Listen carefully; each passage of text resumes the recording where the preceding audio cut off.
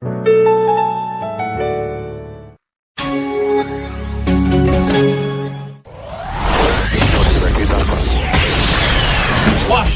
Free, Iris, Light, Mine, Flash, J-Doll, Easy Play, Anytime, Stork, Nada, Much, Slayer's Boxer, C, Bisu, Savior, 16 of the most powerful StarCraft gamers in the world, LG, Intel Centrino, GOMTV, Star Invitational.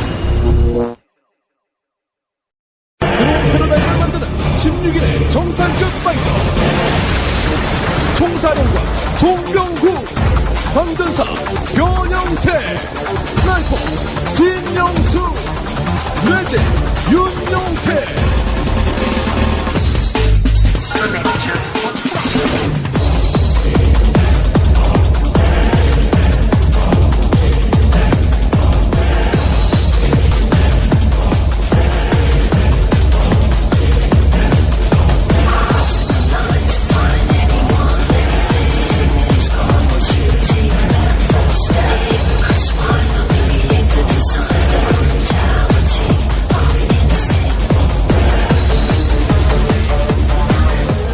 Welcome back to the GOMTV StarCraft Invitational.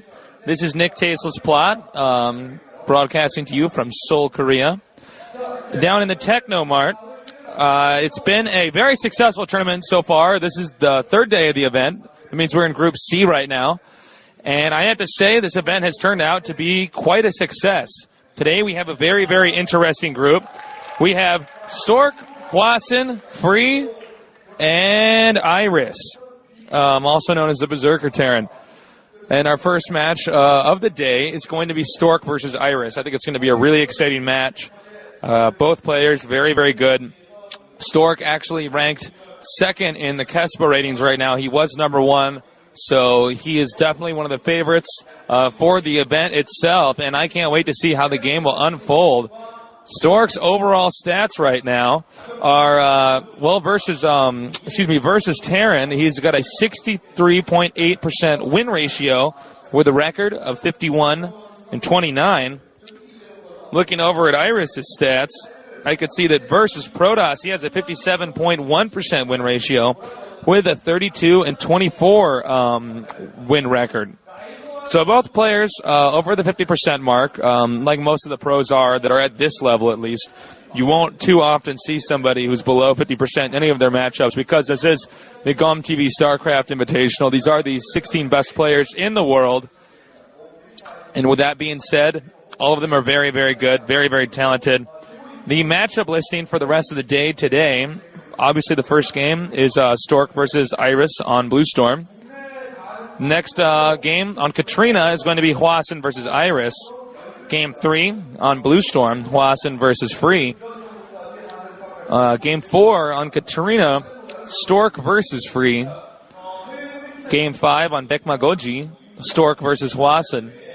Game 6 on Bekmagoji is Iris versus Free. So all these games are going to be great. Only 2 can make it out of the group. So this is the first game of the tournament. It's one that's really, really important for both of these players. They want to get off on a good foot, but only one of them will be able to do that. And I think I'm on TV right now. It's been a lot of fun to be down here at this event. It's gone really well so far, and I have to say it's a real pleasure to be casting for all of you now. I know a lot of people have been asking if we can get another co-commentator with me, and the answer is yes. We're looking into it. Not likely to have one for this event necessarily, but in the future, we're definitely going to look into that. We're getting a shot of Stork right now. Both him and Iris have been in their booths for quite a while, so I think at some point in time, the game's going to start pretty soon here. Again, as we can see, he's second in his Kespa ratings. That's quite impressive, and if he can do well in this tournament, he could get bumped back up to 1. Bisu is number 1, another Protoss player. It's interesting to finally see these Protoss players at the very, very top of the Kespa ratings. For a long time, it was dominated by Terrans and even the occasional Zergs. So, as we can see, StarCraft is a game that's constantly evolving, constantly changing. Here we're getting a shot of Iris. also been waiting in the booth for quite some time. The two players were talking to each other in the chat within the game server. As we can see, he's ranked 12th in the Kesper ratings. That's quite good. And he could raise that rating if he wins a few other games. And here's a great opportunity to do that. Member of the CJ Ensis team, and arguably one of their best players. He's really done a good job of helping play an excellent role model for his teammates. I was talking to the CJ coach earlier, and he's really pleased with how Iris is doing. And I think we're only seconds away from this game beginning. Now we're getting a shot of both the players head-to-head. Stork versus Iris. Iris, the Berserker Terran. Stork, the winner of the World Cyber Games, World Finals, gold medalist in StarCraft. Very impressive feat. And since his success there, he has just continued to maintain his dominance in the StarCraft world. Just stepping one rung down on the ladder to the rank 2. And I think that I think it's going to be a great game.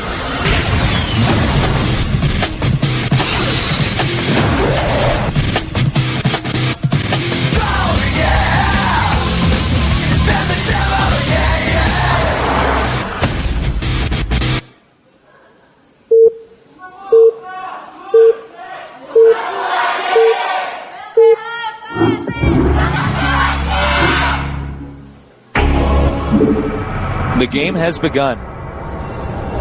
Here we see Stork at the bottom left. And that makes Iris at the top right. Stork, the green Terran. Iris, the blue. Excuse me, Stork, the green Protoss, and Iris, the blue Terran.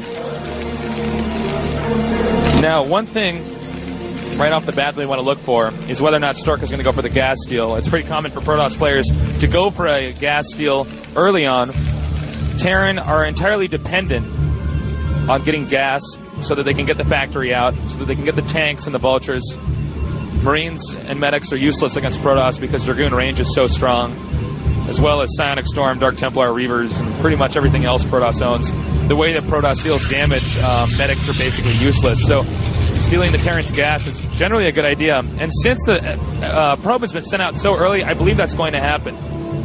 I've seen many, many games on this map where Protoss do this, because you don't have to scout your opponent. You just know automatically where they are, so you can send them right away to the starting location. With that being said, you're not going to be at risk of losing or sending that probe out too soon when you could have mined minerals.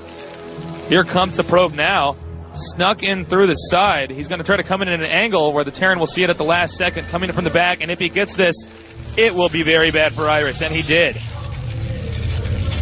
Now, Iris is well aware that Iris is well aware that this is probably going to happen. He's seen this happen before, and I think he's already got a build mapped out for what he's going to do. It looks like he may be going for a proxy barracks, or at least we see some type of SCV on the mini-map moving out. Stork has not yet taken his own Vespian Gas Geyser, but he'll have to do that rather soon. He's doing some probe harassment, might be able to get this one SCV, and yes, he did. That's a small blow for Iris early on. He's already lost his gas. Well, at least he's gotten his gas stolen. And not to mention, on top of that, he just lost an SCV. So Iris is in a bit of a disadvantage right now. Stork getting the second pylon before getting the Vespian Gas Geyser. You can get more probes out if you go in that fashion. If you get the Vespian Gas Geyser and steal their gas and don't get the second pylon first, you are a little bit of a risk of getting behind in probes, which doesn't matter too much unless the Terran rushes you. Now that the Gas Geyser is finished, the assimilator on top of the Gas Geyser, Iris will proceed to attack it. An engineering bay planted out here. It looks as though Stork's plan was to fast Expo, and planting the engineering bay there slows that whole process down. Engineering bay is a very cheap building, but has a lot of HP. And because of that, it looks like Stork's attempts to fast Expo, or possibly fast Expo, have been foiled, and because of that, he's had to go take the Vespian Gas Geyser, deviating his build. Iris predicted that Stork would want a fast Nexus. Whether he did or not, well, it looks like he did since he sent the probe out.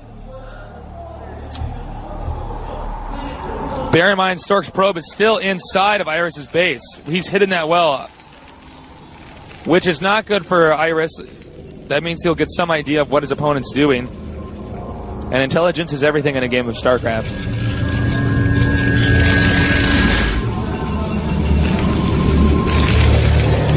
Scouting probe will be taken out here very soon. Although he's doing a good job of microing it around his opponent's base, but did lose it just there. Because of that scouting probe, he will have a better idea of exactly when Iris is going to get his factories, how many Marines he's going to be getting, and he did get a lot of them.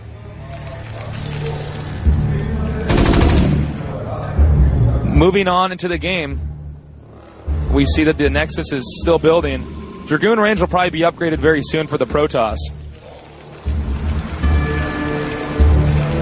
Terran factory being produced.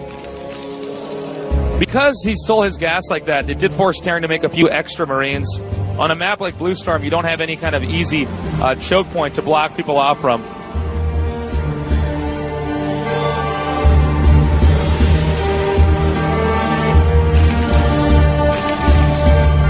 Terran peeking outside of his base with those Marines. He is going to get an idea of if anything else is out there. A lot of times you want to try to kill the spotter worker that might be outside of your opponent's base. That way they have less of an idea of when you're leaving.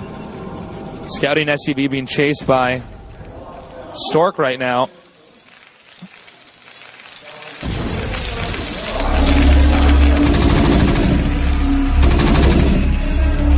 Probe taken out.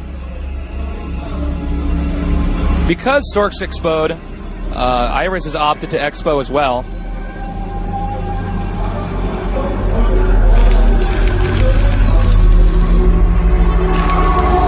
Command center being planted there.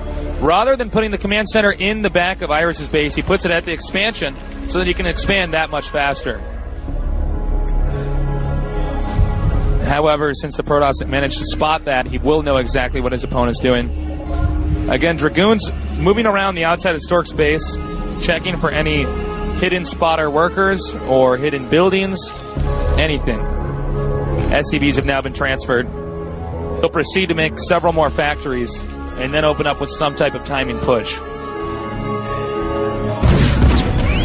Generally on Blue Storm, if the game goes over 15 minutes, the Protoss ends up having to get carriers.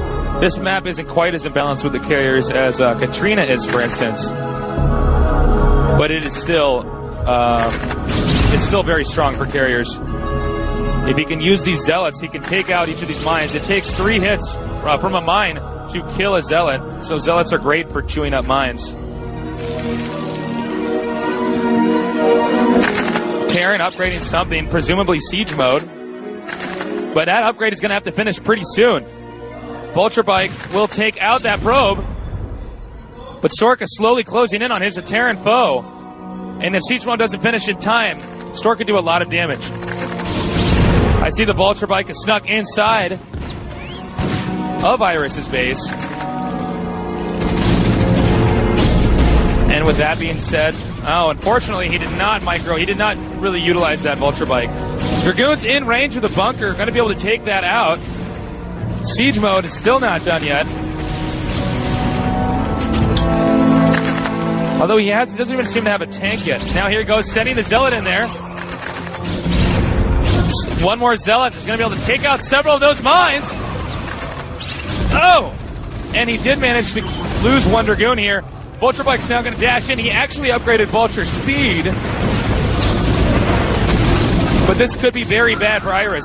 Iris is known as the Berserker Terran. He's very accomplished at being aggressive. Dragoon rushes in here and blows up all of those Marines. Stork could possibly dash in and do more damage, but instead he decides that it's safer to pull out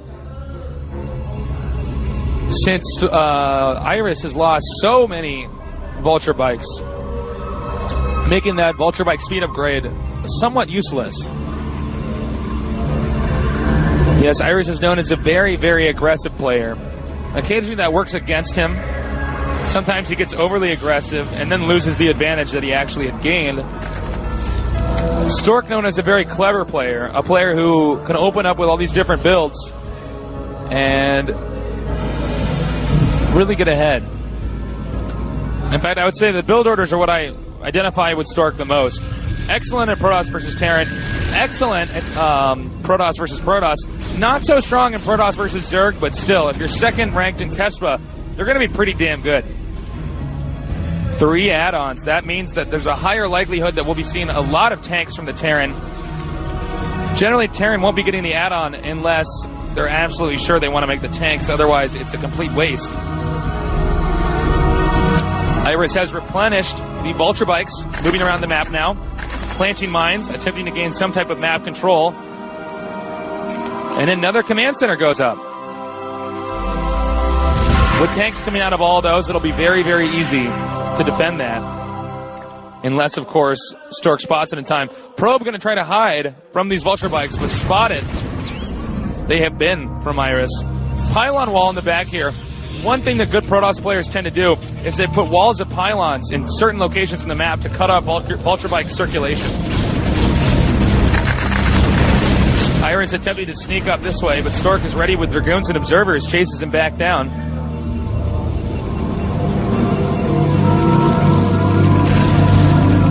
I have not yet seen an armory yet for the Terran, which is another indicator that he's probably going to go for the timing push.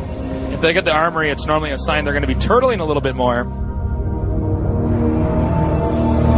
Stork making a heavy amount of gateways, now moving out with the Dragoons.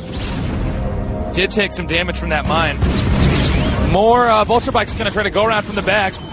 Iris positions those mines in such a way so that once he sees Stork begin to push out, he knows he can sneak around to the back with the Vulture Bikes and possibly do some damage to the probes. Stork, however, seems prepared for this. Here are some of Iris's tanks, and Stork slowly trying to push up here. Tanks in the way to take most of the damage. Excuse me, mines in the way to take most of the damage. An unwise move by Stork.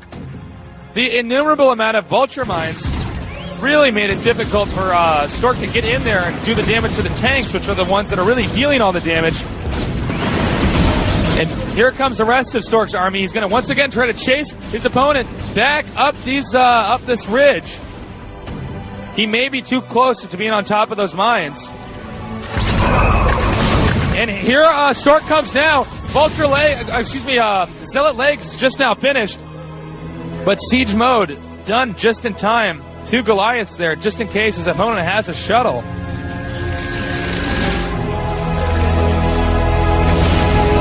And there's the armory there. +1 attack done for the tanks. I didn't get a shot of that armory earlier. If I did, I didn't notice it, but that's going to really, really help out the Terran in this case. Terran's going to be a little bit more defensive early on, but he's got to be very careful because an expansion like this is very difficult to defend. The shuttles have come in now, but the Goliaths did not target fire it. Miss micro by Iris, and now Stork's units will attempt to overcome the army of Iris, but there are so many siege tanks, it looks like he might not be able to do that. Iris drove Stork back.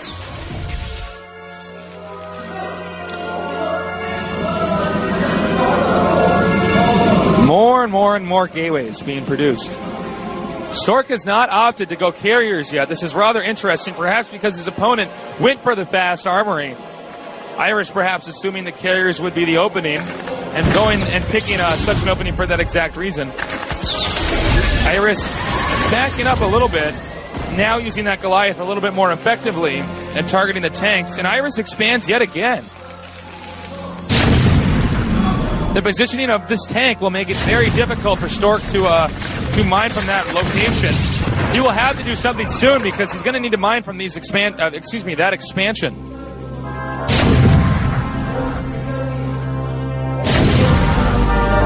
Here he comes with the shuttle now. Going to try to do a Zealot bomb. And I don't think he's going to be able to get it, though. Notice that Iris has very carefully positioned his siege tanks so that they're far away enough that they're not going to be able to shoot down his own tank if he attempts to do a Zealot bomb. Using the Dark Templar, attempting to eat some mines. Iris scans. It doesn't matter anyways because of all those Dark Templar. Zealot bomb manages to work. Tanks are now in range of that. He has managed to push back the tank that was choking the life away from that expansion, making it impossible for probes to mine there. But Iris has already expanded at the bottom right. More and more gateways. I see a Templar Archives. I have not seen a starport yet. I assume he's getting stormed. Perhaps they're putting a shuttle. Here comes Stork now. Moving down the ramp, but has to back up. The positioning of Iris's units is too good. The mines that have been laying are too many. And this expansion continues to suffer. Another expo at the north. That's more on Iris's turf as well. But it looks like that's what he's going to have to do. He's going to have to take that expansion, because otherwise there's no way that he can come back and get ahead. Iris's miss micro early on has really costed him. Excuse me, Stork's miss micro early on has really costed him, and now here comes another big battle. But because Stork had lost so many Dragoons, it's going to be very, very difficult.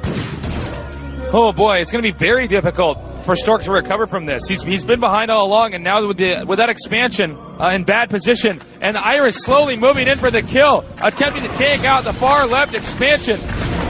He is moving in now. Here come the Dragoons and the Zealots. But no, there's no way that Stork is going to be able to hold that off. And Iris is kicking some serious ass this game. A shuttle going to pick up some Templar. If he can get a good storm drop, especially if the tanks are very, very close together, he could possibly hold this off. But it's going to be very, very difficult, undoubtedly. Here he comes now. Templar's dropping. He's got to get a good storm off here. There's one storm. If he can get a few more. But I don't think it's enough. It just doesn't matter. Stork really couldn't do that much after he lost all these Dragoons. Oh, tried to drop one more Templar, but the tank's unsieged in time. Picking off that Templar before the storm could happen. He's now making Dark Templar, hoping the Terran won't be scanning, but Iris is ready for everything. Another scan goes down. And wow. It looks like Stork will not be getting his revenge from his losses from Iris previously in the LSL. Another Nexus goes down. Terran has one more expansion that he needs to take out before I would predict Iris leaves this game. Terran has way too many units. There's just nothing that Protoss can do at this point in time. It's just not good. Now that he's lost that expansion, Terran has a high ground advantage in this battle. Stork probably should have gone for carriers. Good game. It's over. Wow. Iris takes down Stork. Stork does not look too happy about that. And a very, very surprising game in this tournament. Thank you, everybody, for watching. We got many more games to come today. This is Group C. Stay tuned at the GOMTV StarCraft Invitational.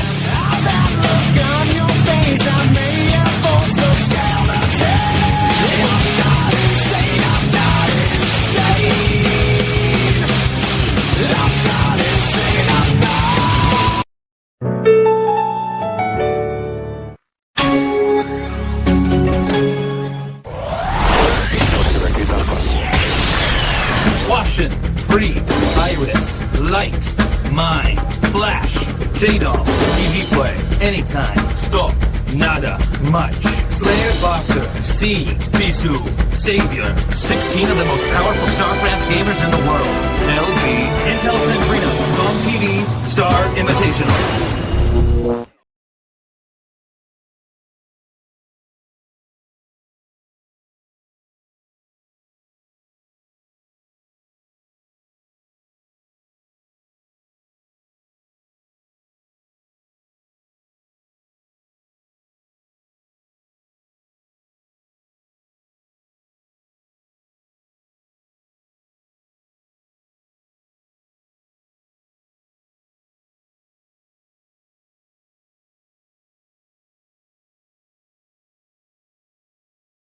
He's going to be using that in this tournament, so I'll probably be referring to him as Berserker. I hope you don't mind, but that's what I was just informed to do.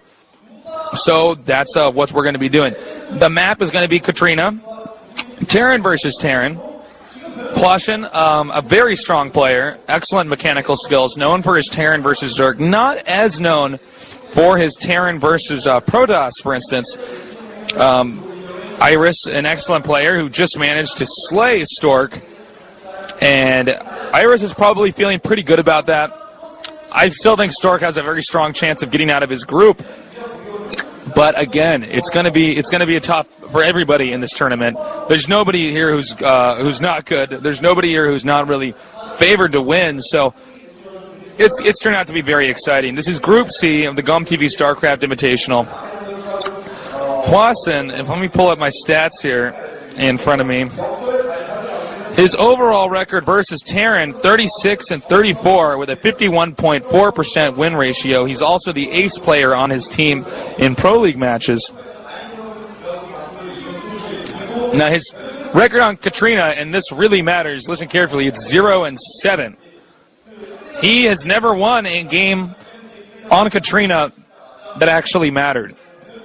That doesn't mean he can't win. Hwasin's very, very good, but clearly he's not comfortable on this map. Clearly he's gotten a lot of practice on it, but he just isn't quite, for whatever reason, maybe the structure of the map, maybe the opponents that he's played on it, he's just not quite that strong on it.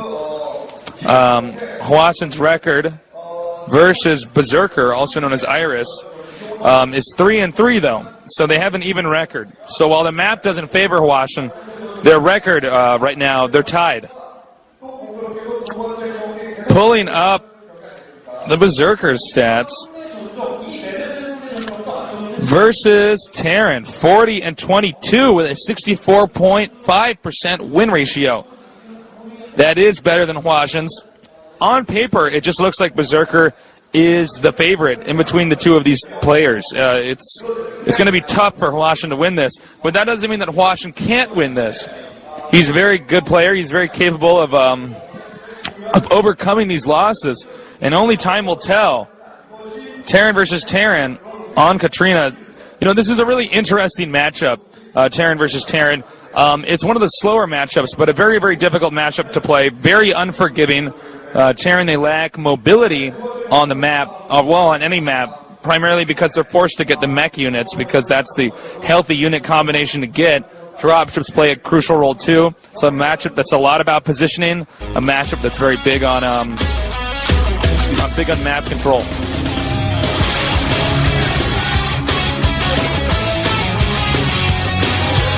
There's a shot of Hwasin. He's a very, very strong player. Currently ranked 6th in the KESPA rankings. He's actually ranked above Iris, despite his low win ratio against the race Terran. He's probably going over in his mind right now, what do I need to do to come back and start winning on this map? Can I win a Terran versus Terran on Katrina before they throw this thing out? Because I don't think Katrina's going to be in the pro leagues or any pro matches for much longer, in all honesty. We're still waiting on Hwasin to get his keyboard settings on correctly. I see the tech guys working with him right now. Stork is, Berserker's already ready. And look, he's still smiling from that previous game. Probably already warmed up. Again, both players have an even record against each other, which makes things a little bit harder, when you're trying to pick out who's the winner. So with that, I kind of have backed up and just taken Iris or Berserker stats as the way to go. Looking at some of the comments on the forums, here's someone who says, man, I thought Stork was totally owning early with the probe, harass, and an early goon and zealot attack, along with that gas steal, but Iris just did great. I absolutely agree. And again, here's somebody else who's saying, strong display by Iris. Didn't expect that. Iris now changing his name to Berserker. Very, very good player. He was actually nicknamed the Berserker Terran for his very, very aggressive style of play. Not always helping him, sometimes hurting him because he overextends himself. But now has changed his name to Berserker.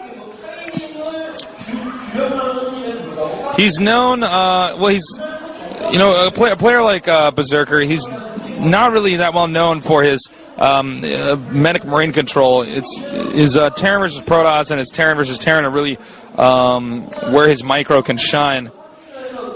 And he was in a slump after he failed to advance in the 2 big network individual leagues in 2007, the OSL and the MSL. But he just beat Stork, so he's not doing that bad.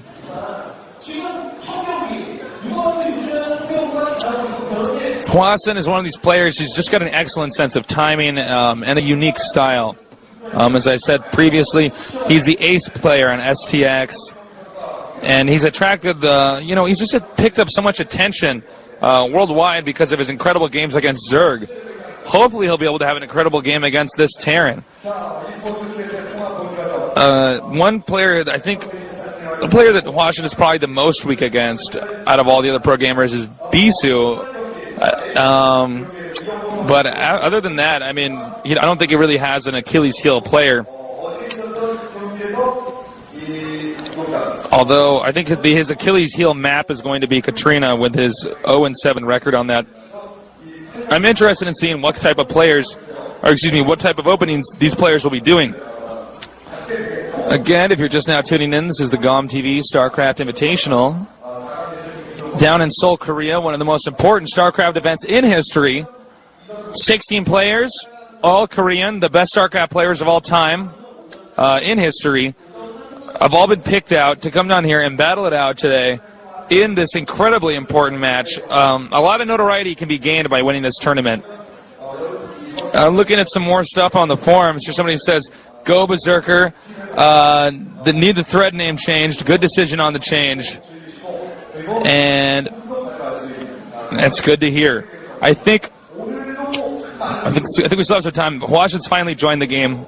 I have 2 monitors in front of me, one that shows me what the Korean feed is, which I guess is apparently the same feed as the international feed. And then I have one next to me that's inside the game. Terran versus Terran, a fun matchup. A lot of people say it's the most difficult and vexing matchup in the game StarCraft, mirror matchup for that matter at least. You have to have a lot of stamina, a lot of concentration, and a lot of patience when playing Terran versus Terran.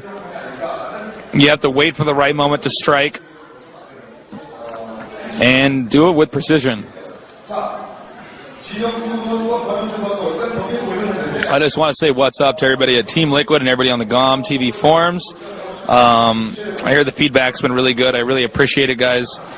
Again, I am working with GOM to try to train some more casters at some point in time in the future here. I think that, I don't know, I just think this event's turned out to be really, really great. I'm really glad to see that the international community is paying attention to this. We've been getting hits from a lot of different places, which is really exciting. I guess I'm supposed to keep talking right now. I guess the game still isn't ready. What else can I tell you guys about? I was in the PC bong last night playing some StarCraft, and I broke the Windows keys off. And then I forgot to pop them back in, and then I went in before work today to check my email. And the guy who owns the place was like, "You're that guy who broke the Windows keys off the keyboard." And I was like, "Oh, crap, I'm so sorry." And it was kind of awkward. It was an awkward moment. But yeah, I can never use the Windows keys on a keyboard, man. In fact, almost all the pro StarCraft players you'll meet have the Windows keys popped off of their computer, and sometimes many other keys, simply because the StarCraft players use the control key so much, both the left control and the right control, usually using the right control key with the thumb, the left control key either with the pinky or with the bone that connects to the hand on the pinky. Just depends. Most of the time, Zerg players use that bone, the bone on their hand, to push that, because Zerg players rarely ever move their hand too far over to the far right side of the keyboard. Protoss players are more likely to use the pinky on that left control key. They also use the shift key quite often. This is a game where many of these pros have over 300 APM. That's actions per minute. That's commands that have been given either through the keyboard or through the mouse. So, imaginably, their hands are moving quite fast, constantly dashing around the keyboard, learning how to play StarCraft can many times be like learning how to play a musical instrument. It takes a lot of practice, and that's, I mean, this, I'm talking about even beyond just the strategy and stuff like that. I mean, just even the manual dexterity of the game. It's a real skill in of itself, and it makes for the most difficult and challenging esport game of all time. It's vastly different than if you were to look at a game, for instance, like, oh, I think it's actually about to start. Hold on.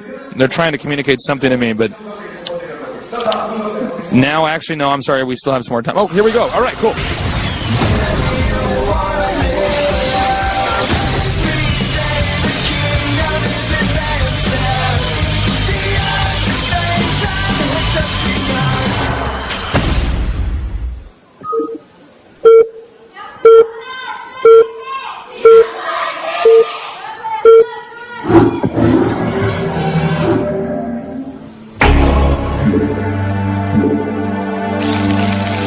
Welcome back. I was hoping that game was going to start soon. I don't know how long I can just ramble on like that. There's Hwasin. Brown Terran. At the top is Iris, the Berserker. Iris Berserker, whatever, you get it. You know the guy. Again, Hwasin has low stats on this map. It's going to be very tough for him to overcome this. 0-7 on this map. Lower win percentage against Terran than Iris has, although both players historically have an even record against it. Here's on the forum someone saying, go Berserker. Another person says, Iris is way more interesting in him than Berserker, which sounds nice. Sounds like something from Yu-Gi-Oh! Is there any reason why you changed the name? From what I know, he changed the name because he was nicknamed the Berserker Terran for his aggressive style of play, and I guess he just opted that he liked that name better than Iris, although I like both the names equally. And somebody else says, dude, Iris sounds gay. I guess it's all preference. You want a really good name? Tasteless is a good StarCraft name. There's no special reason to change his ID. Some of his fans called him Berserker, and he just liked it, so he decided to change, says another person on the forum. Barracks being produced at the bottom right. I'll be coming in and out every once in a while, reading off some stuff from the forums. Golem has decided that's a good idea. Notice the different locations of the barracks. It looks like, well, as we can see, it's going to be a pretty simple game to start off with. One player is, well, they're both going to be going for gas early on, get the factory. Could be getting the starport, could be going double factory. It all just depends. Hwasin at the north. Iris at the far right.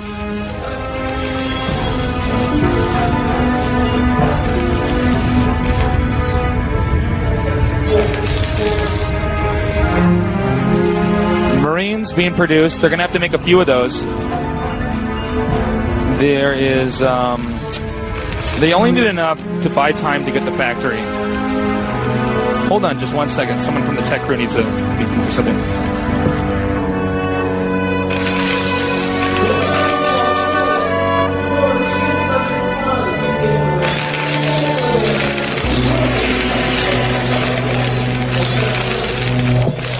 Sorry, I'm back. We had some sound problems. Factory now going up. Both players scouting around the map. Marines. Berserker being sent up. Hwasin moving that Marine to the back to kill off that scouting SCV. Meanwhile, two more Marines are moving up to the front of the base. Factory still producing. Uh-oh. He's building a bunker right there outside of Hwasin's base. Unbelievable. Now, at this point in time, Hwasin's going to have to use those SCVs to drive away this force, but he's not minding with those SCVs, which are put in behind just a little bit. Now he's decided it's safe to pull back, but the SCV might dash up here. You're going to use that to attack these other Marines. The SCV can deal a little bit of extra damage within that, and then hop back onto that bunker and continue to produce. The Brown Marine will win. Oh, excuse me. I was handed the wrong sheet of paper. Oh, man, he got it inside of the bunker. Looks like Hwasin, the brown Terran. I was told that Hwasin was actually the yellow player. Hwasin, the brown Terran, was handed. Was just managed to put that bunker up there. He's going to have to pull the SCVs off that one blue mineral patch over there at the far right. Vulture Bike now being sent down, but encountering another Vulture Bike on the way. This is not good for Iris. He's in a very difficult position. Picking off a few of those SCVs. The positioning of the bunker is very crucial. He'll have to get a tank. That's the only thing he can do. The tank can outrange the bunker even without siege mode. And he might manage to get on. Oh man, Vulture Bikes now taking out a few more SCVs, driving the workers away. Now all the way over to the resource location, which he could expand to down there. Upgrading what could be Vulture Mines. More SCVs going down now for Iris, the Berserker. At this point in time, oh man, this is so bad for Iris. This is going to be so difficult to recover. The tank is now out, chasing down these vultures, but the vultures have the speed. Looks like siege mode or mines are being upgraded over there. Either would be ideal in a situation like this. The vulture is on the move, still picking off SCVs. Note that you can use the patrol key to actually attack just slightly faster with a Vulture Bike. It allows the Vulture Bike to move while attacking, positioning the Vulture Bike behind the bunker, allowing the bunker to take a few extra hits. Meanwhile, something is on the way towards Iris's base. Iris has landed a hidden barracks up at the top right. This could be his only way to possibly counterattack that. The tank is now out, and the SPV will repair. This is a very bad position for the Berserker to be in right now. I can't even tell you, I can't even emphasize what a difficult position this is for the Berserker. Marines now on the move, but Hwasin immediately responds, picking off well, he's going to attempt to surround these, but no, his micro is awful right now with those SCVs. Now he's finally managed to attack it, picking off now one more Marine, but there's two more left, and he's going to have to micro them to the best of his ability. Iris can keep pumping out Marines from that location. But again, losing your main does not help at all. It looks like he does not, either he does not have siege mode or he's not using it yet. Here come the siege tanks now, rushing in with a few SCVs to try to get in front of the siege tanks and do a little bit extra damage. He will manage to pick off this tank in siege mode, but I think the damage has been dealt already. Another siege tank dashes up here, sieging now, just out of range, dealing heavy damage to those yellow tanks of Berserker. I don't know if Hwasin is just not engaging this barracks up at the top right, or if he did not understand where those Marines came from. I assume the first, because of his skill and notoriety in this sport, StarCraft. Berserker now sending his SCVs back, but he's far behind. Armory coming out, which means Goliaths and upgrades for the Terran. Second factory's already been made, though. And Starport now. So Hwasin has already got his second factory up and is now going to go to Starport, but he needs to not lose too many SCVs to these Marines. Hwasin playing very aggressively with these Marines, unlike we saw the Berserker do. Noting target fires only the Marines, that's all that really matters. For those of you that didn't know, you can actually make an SCV attack faster by spamming the right click on the unit that you're attacking. For some reason, the attack the damage that the SCV does occurs faster than the animation of its attack itself. So I'm sure he was doing that when he was fighting off those Marines well. That's also a pretty good trick you can use if you ever get Zealot Rush as Terran. You can just spam that. Siege tank set up in a very strategic position for Hwasin.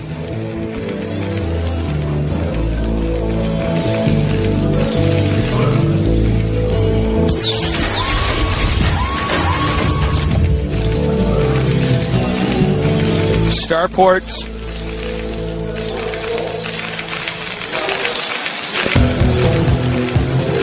That's going to be used for Wraiths. The fact that he's getting two of those right away.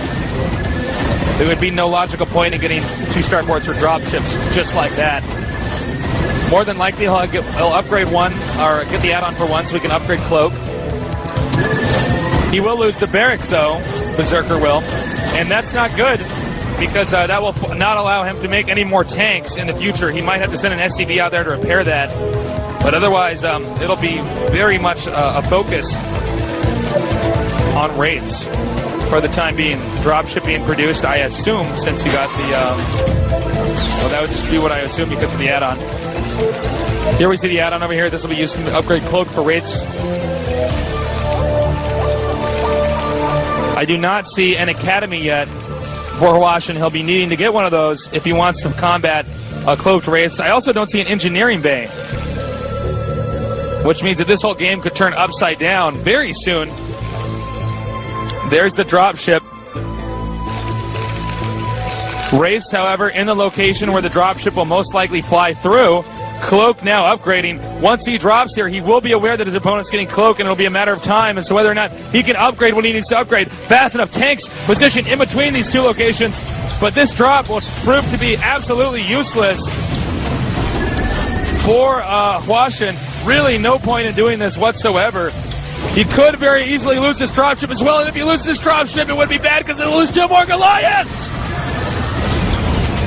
Goliaths managed to escape. He'll probably have PTSD after the intensity of that battle. Tanks now moving up, trying to get better position, trying to get central control, trying to get that contained. More Wraiths being produced. And Hwasin is responding accordingly. Finally, Berserker is getting his second factory out. Hwasin definitely proving that he has a unit advantage. Also, note on the mini-map, Hwasin's expanding again. This could very well be one of Hwasin's first wins this game. Neither player can really engage the other when his tanks are sieged unless he gets dropships or something to, really deal with those the tanks in the siege mode. They just deal so much damage and have so much range. On top of that, they have splash damage. Excuse me.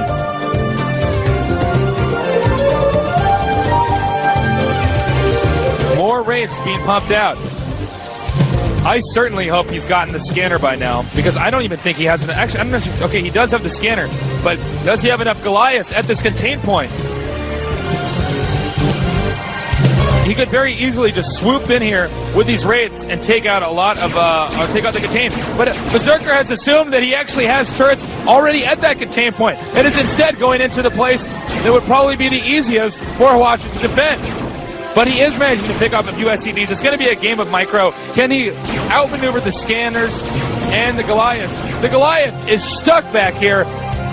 Ooh, and Hwasin spotted that Expo at the bottom left. Wraiths, great harassment units, but really not that... they're very weak. They're very, very fragile. Yet they use them very carefully. They're so delicate. All right, he's putting up the turret here. This turret will secure secured from any further Wraith harassment.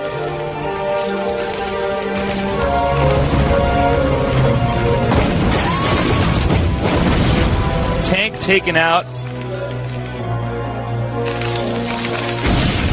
And at this point, Hwasin seems to have a massive advantage. Now building towers outside of the Terran base of Berserker. Berserker edging forward just slightly, trying to pick up these two tanks. Perhaps if he can pick them up, he can get a few scouting units out to the far right. But it looks like Hwasin has... whoa, excuse me. He will not be able to get out of that area. Once again, he's being a bit sloppy with that barracks. He doesn't want to lose that. That'll slow down his factory production. Or at least his ability to get factories. Another expansion at the bottom right. Berserker in a terrible position now. Again, it's like chess. He just has control of the center of the board. Hwasin does. Now, he is managing to push out slowly, but is it going to be enough? Remember, Hwasin got so many factories early on that they're really... it's going to be very difficult tank-wise for his opponent to catch up, for his opponent Berserker. And he may actually end up getting that barracks, too. That would be very bad, especially because he's already behind in this using those rays to pick off a few tanks on the corner. It doesn't even look like Hwasin's aware of this right now. Those are the tanks that are in a very strong position. Nice micro by Berserker.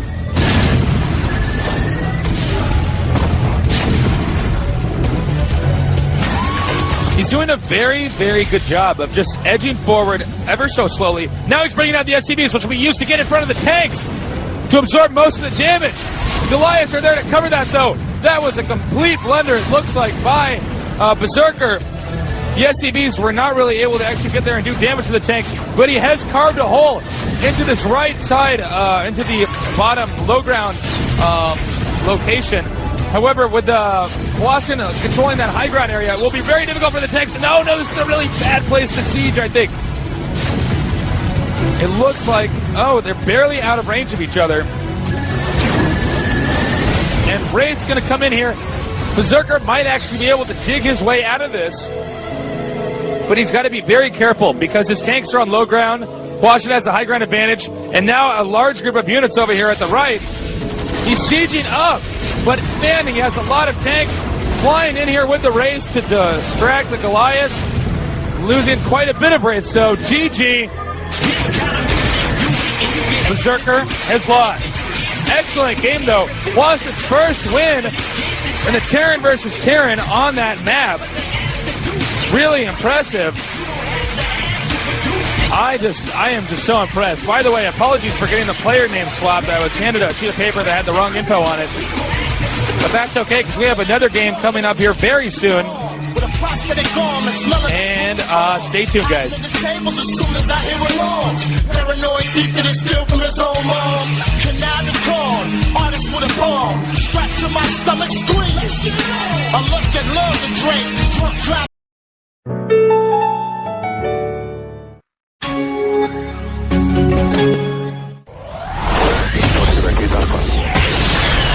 Hwasin, Free, Iris, Light, Mind, Flash, J-Doll, Easy Play, Anytime, Stork, Nada, Much, Slayer's Boxer, C, Bisu, Savior, 16 of the most powerful StarCraft gamers in the world, LG, Intel Centrino, GOMTV, Star Invitational.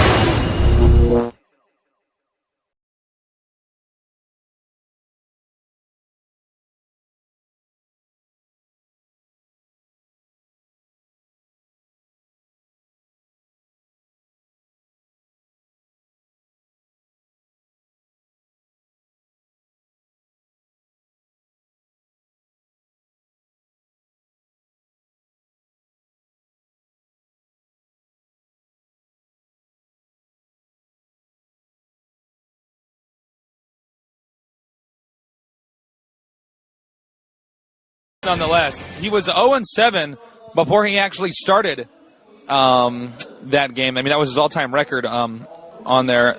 And he had a lower win percentage, a lower win percentile against Terran than Berserker did. But then he managed to do this brilliant rush strategy. And I want to kind of recap that because I think it was really cool how he did it. First of all, Terran want to make as few Marines as humanly possible in the matchup Terran versus Terran, just because they want to get that factory as fast as possible. But in this case, he managed to bait Berserker's one Marine all the way to the back of his base with a scouting SCV. Then, while the Marine was far away, he rushed in with two Marines and an SCV and built a bunker right next to the mineral patches of Berserker's base.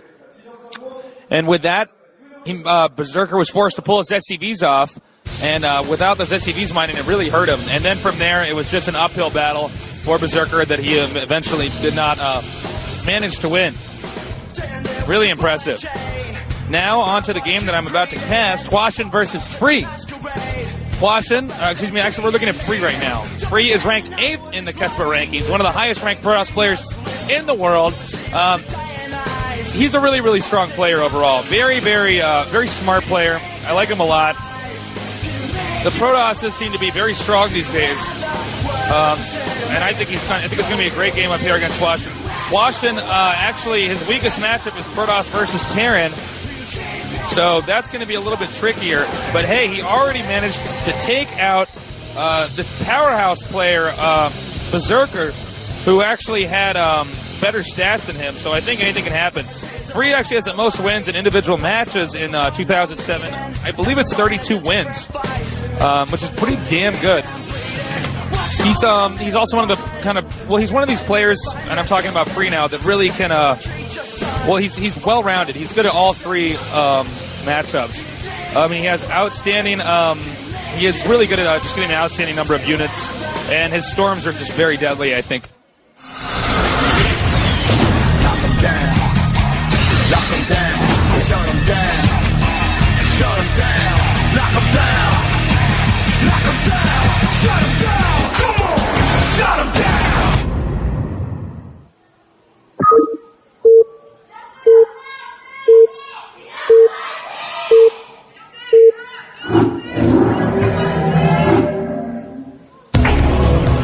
We're back.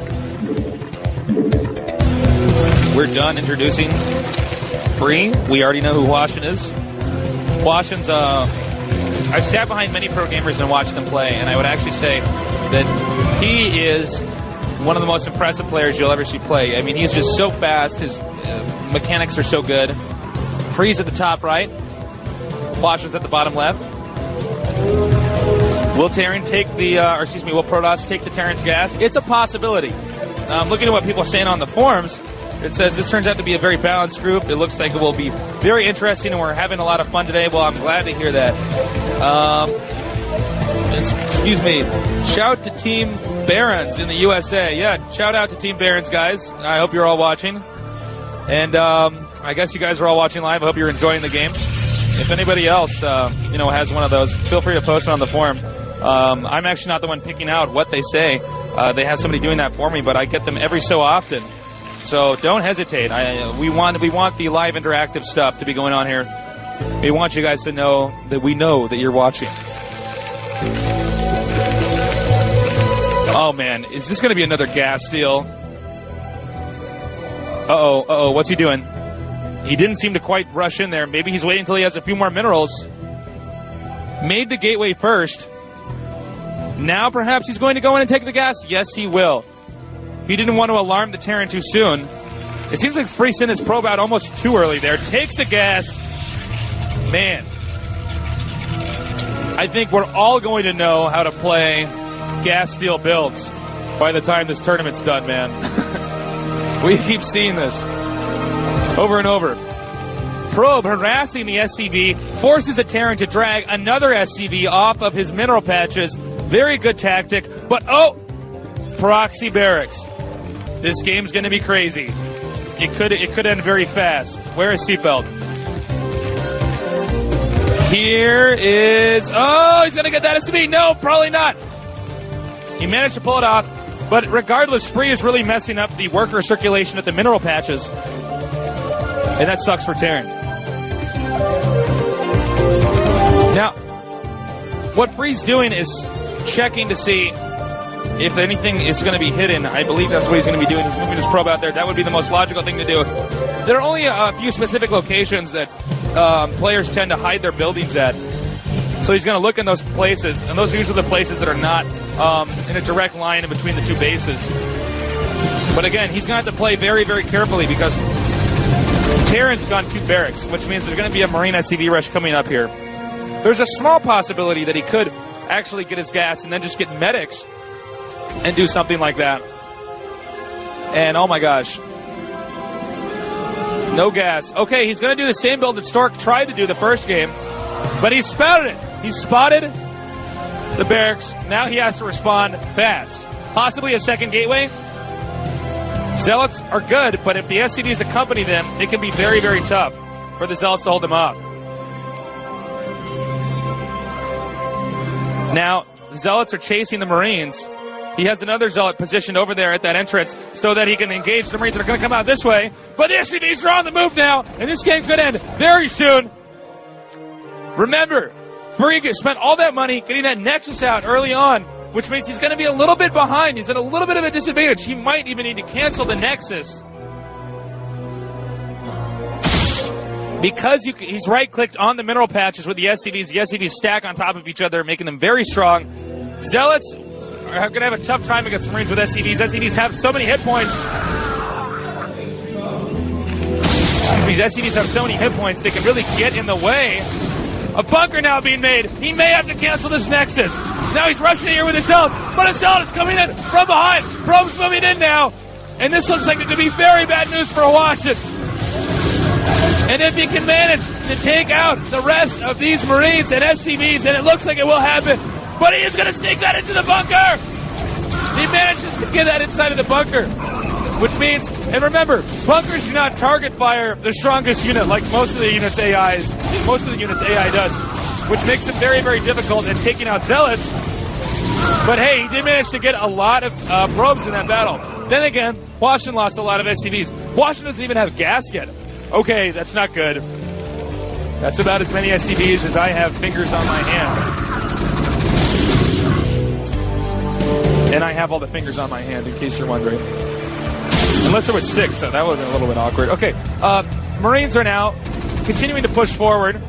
Hwasin knows that at this point in time, all he can do is keep making Marines. This game's going to end very soon here.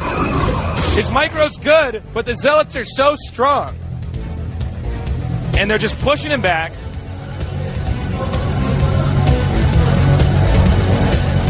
I'm surprised at how strong this build was against the Marine SCV rush.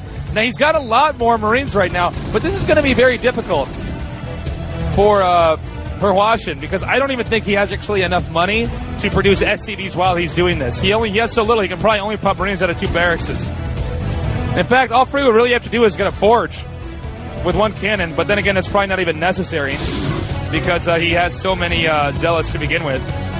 Setting these Zealots out here now, pushing forward. Note, the SCVs are not making. Now, moving in here now, but Marine Micro's pretty good. He's got to control these Marines very carefully, but look, he is doing an excellent job of right-click attacking, taking out those. Hwasin is so dead. Oh, man. Whoa, nice micro there, though. But look, Free's already moving around his opponent, going into his main now. He's going to pick up the rest of these SCVs with these 3 Zealots. Now he has to be careful that he doesn't want to lose. He wants to at least save some Zealots for the counterattack. Now suddenly Hwasin realizes that he's in an even worse position than before, with his Zealots zipping around his army. Here he comes. Okay, all right. I looked into my crystal ball, and it said that, that Hwasin's going to lose this. He's going to be leaving very soon. All right, I don't know what exactly is going to happen, or like what exactly his plans are. I mean, I assume he's just going to take the rest of the SCVs. But really, he's got so many Zealots. The angle itself is very, very difficult to come from. Here he comes now. Probes move in. And oh man, it is a massacre. And he will be leaving. Yes, good game. Free has managed to win that game against Hwasin. Very impressive game. Hwasin looks a little bit annoyed. I don't blame him. That was a pretty tough situation that he got stuck in. Gas gotten stolen. A map that's also strong for carriers. It's a tough map for that race there. Stay tuned, guys. We got some more games.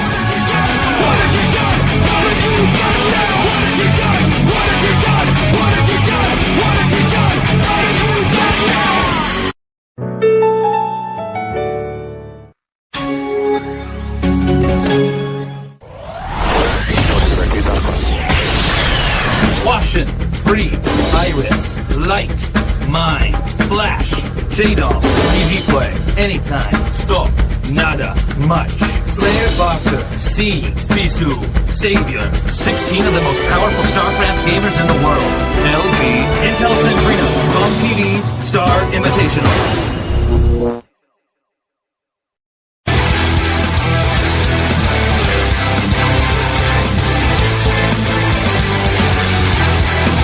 Welcome back to the GOMTV Star Invitational. This is Nick Tasel's plot.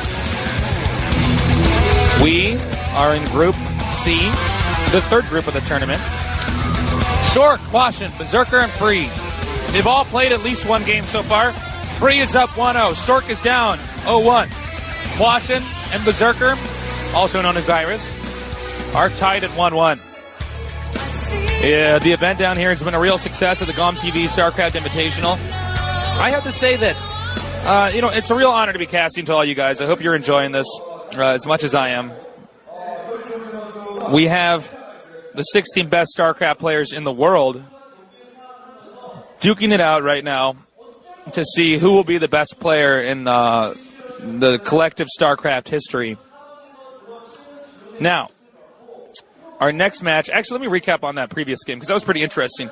We had Hwasin versus Free on Blue Storm, and like every other freaking PvT we see on this map, Protoss continues to take the Terran's gas. I don't really blame him, though. I'm a Protoss player, and I would be doing the same thing. It's very easy to steal the gas on that map because you already know the location of your opponent. Not to mention, it seems that Marine SCV rushes are very difficult to pull off. So I have to say, overall, I'm very impressed. Good games, though. Hwasin tried his best. He did some cool, cheesy stuff the first game against Berserker, and it turned out to be very exciting. I'm pretty pleased with that. The next match we're going to be casting is Stork versus Free. Protoss versus Protoss on Katrina.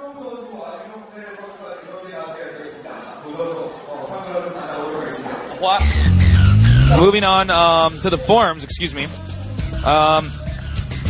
one person on the forum says Hwasin didn't capitalize enough after that early ownage, in my opinion. Somebody else says it turns out to be a very balanced group. Everybody's very pleased with the balance of that, the balance of the player skills in this. Somebody saying really smart move from Hwasin, making that's actually an old post on the forum. But yeah, we got some more stuff on the forum coming. They're all on the same piece of paper, so I almost accidentally read the same thing twice. We are almost ready for this game to get going. PvP on Katrina. We saw an excellent game. We've seen many good games on this map. I think mirror matchups are probably the funnest to watch on Katrina because it's very difficult for Protoss to beat Terran on that map. It's very difficult. That's mostly what we've seen. Oh, and we're starting.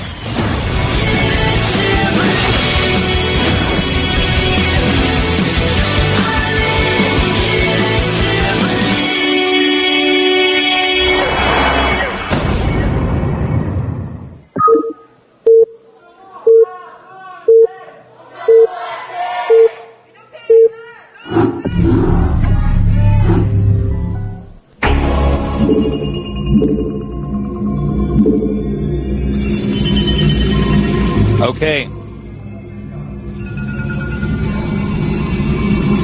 That's Stork. He's the brown Protoss.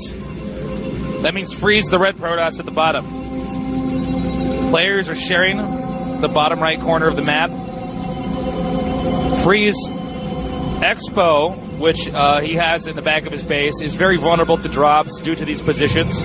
Doesn't mean it's necessarily a disadvantage. It's just something to note, because Reavers are popular on this map. So if there's a Reaver drop, it could be happening there. On the forum, someone is saying that Stork has 4 wins against Free, and my bets are on Stork. Someone else says Stork has to take this one, and yes, he does if he wants to stay in this tournament. Pylon going out for both players. The positioning of that pylon for Stork is more than likely to force the probe pathfinding to make it to the Vespian gas geyser in a more straight line. A lot of secrets in this game.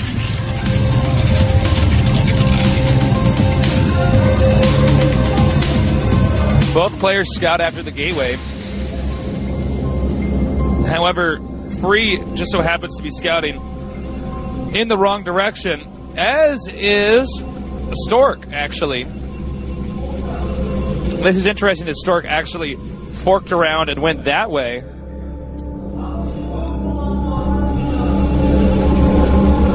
But once those two probes cross each other's paths, they're going to realize the location of their opponent, because it's very rare that somebody would scout a pylon on 9, or excuse me, after their first pylon, which would be on 8. Mainly because there's no ramp. So, since there's no like small ramp that you can block off, it's very easy to scout. You might as well be more economical and scout at the gateway. 2 gateways for both players. That means zealots. Doesn't necessarily mean zealot rushes.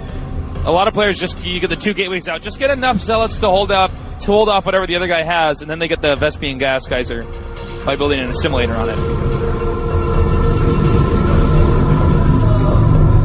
Now Free looks like he's comfortable being a bit more aggressive. He'll most likely rush in there with the zealot and the probe. 2 zealot hits plus 2 probe hits kills off a probe. So if you're good at microing, you can do that very fast. Oh man, his micro's quite good. Stork's is. He rushes in here. And it looks like the Nexus is going up for Stork. Now he's going to use his zealot to try to pick off a few probes, if he can. It's a mirror matchup, so every probe counts. Meanwhile, Stork will use that zealot to do the damage to his freeze zealot. Excuse me. It looks like Stork actually, Stork actually had his probe at Freeze Expo just so that he couldn't Expo there if he wanted to. But Freeze managed to Expo there anyways. 2 gateways, just enough zealots to hold off anything initially offensive, and then they go right into the Fast Nexus.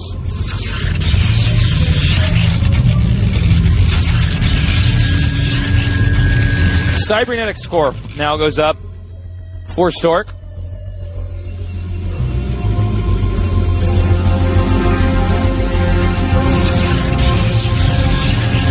Cybernetic score goes up for Free.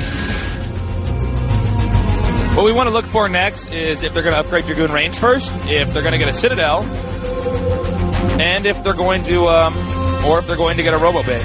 The order of it is very important too. Both players continue to scout each other. The Nexus of Freeze about to finish, but Stork's just a step ahead.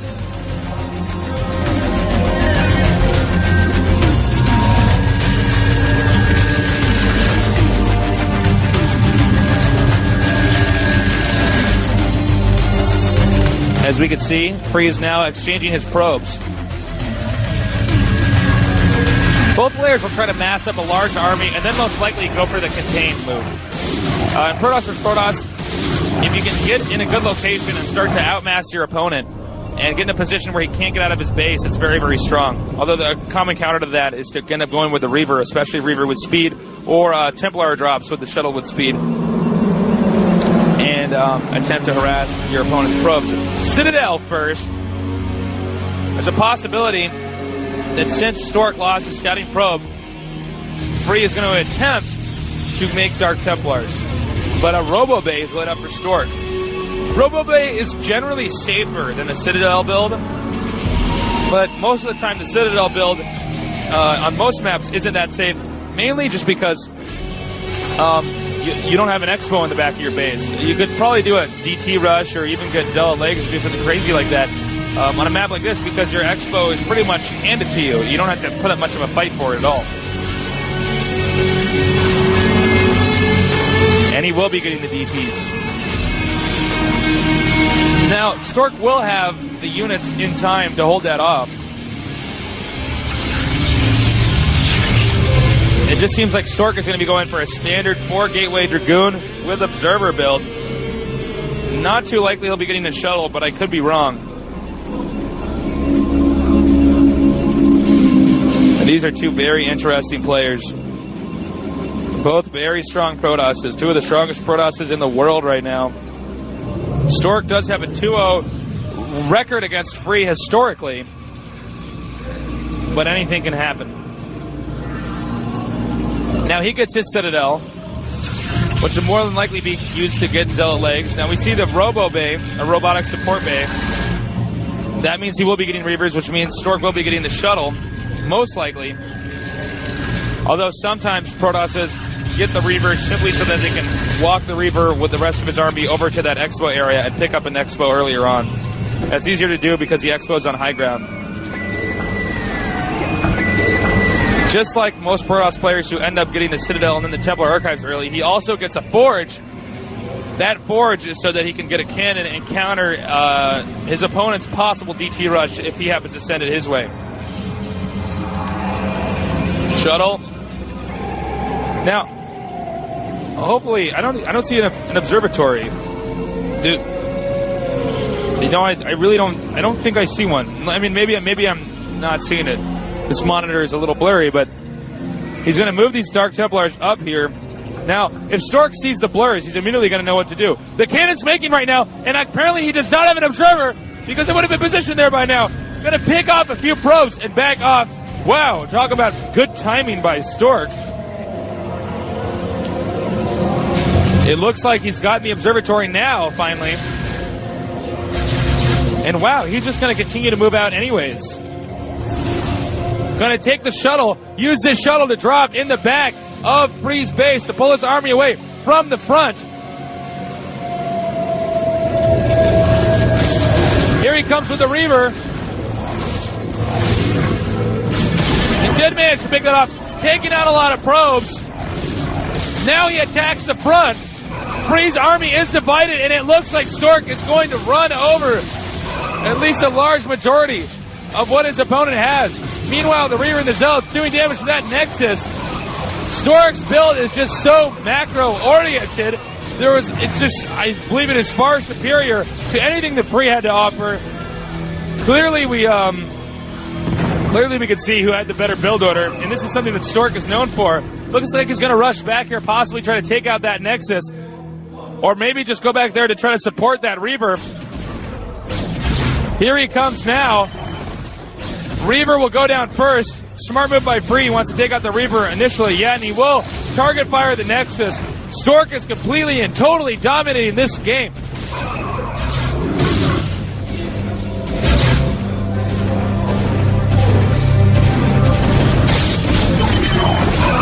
Once again, Stork. Okay, this is almost over. This is just brutal.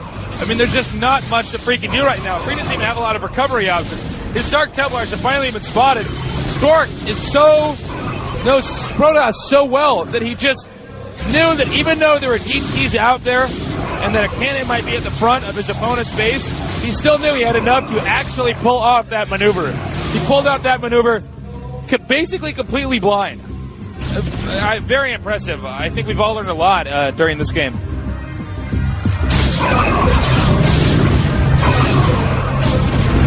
Now he's got these Dragoons coming in here. The very positioning of these gateways makes it good for the red Free to turtle back there. Microing these Dragoons very carefully. Picking off Templars before they can storm him. A storm goes down, but man, there's just nothing he can do. Free seems a bit shooken up by this because he's actually he didn't have those probes mining for a little bit. He's remaking that Nexus, but I mean, there's nothing else he can do. Good game. Stork is just simply put superior as a Protoss versus Protoss player. He does not look very happy in Free GM. That is too bad for him. Stork will now be 1-1. Free will now be 1-1. And stay tuned, guys. We got more games coming up with the GOMTV StarCraft Invitational.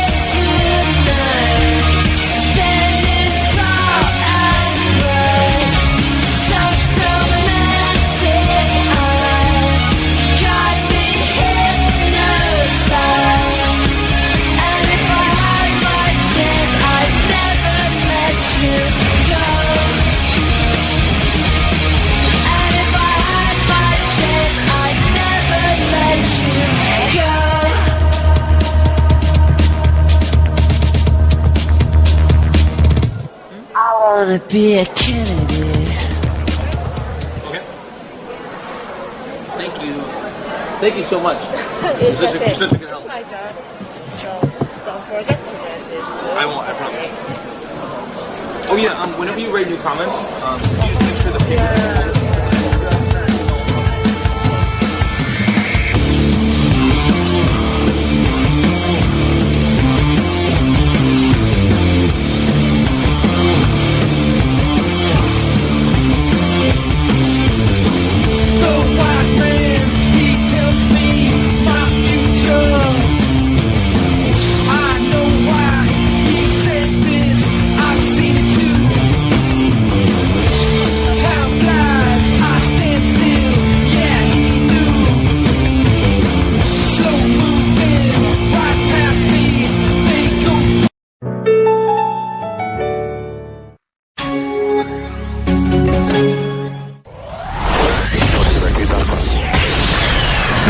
efficient, free, iris, light, mind, flash, J-Doll, easy play, anytime, Stork, nada, much.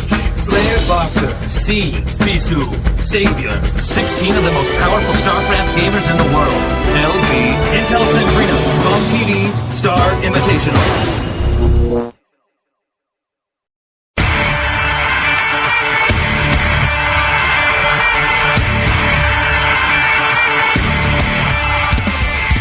Welcome back to the GOMTV StarCraft Invitational. This is Nick Tasteless Plot.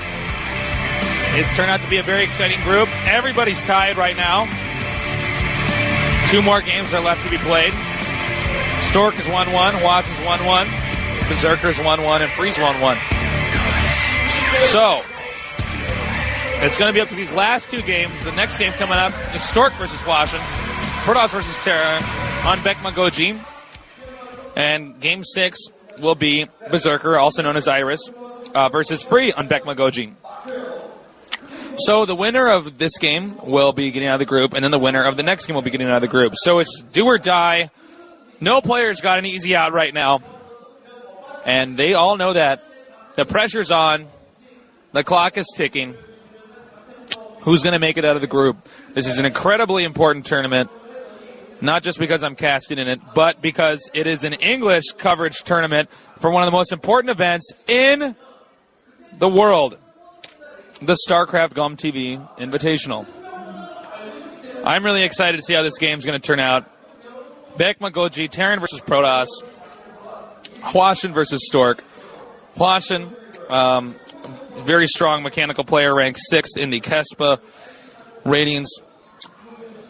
Stork, ranked 2 in the KESPA ratings, and also the winner of the World Cyber Games World Finals.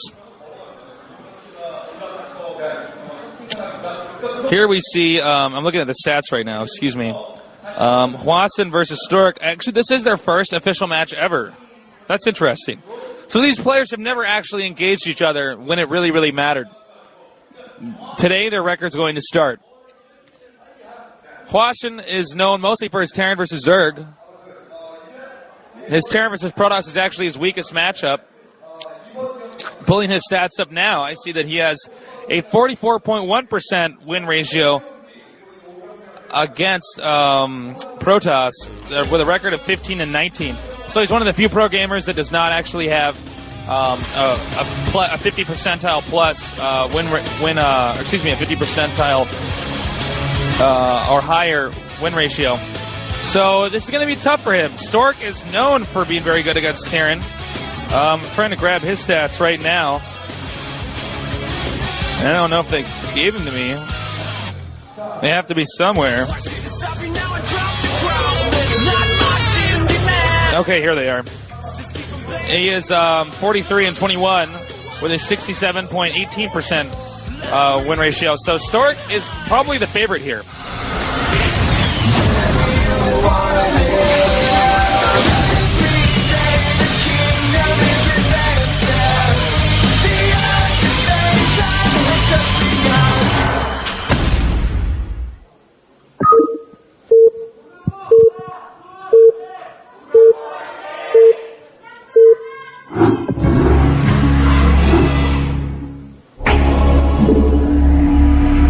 Okay, welcome back.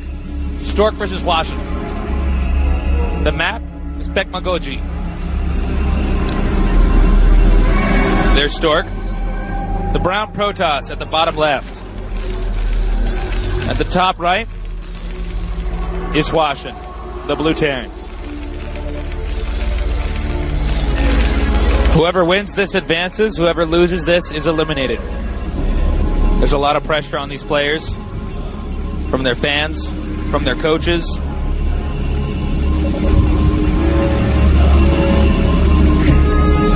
I see, I've been told that on the forums people are asking why why Korean girls always hide their faces when the camera goes on them. Somebody on the forums thinks that in Korea the cameras actually emit a gamma death ray, and that's why the girls shy away from them, because they want to live. I actually, from what I understand, a lot of these people have actually skipped school to come down here, and they don't want their parents or their teachers to see them on TV. So that's probably one of the reasons why.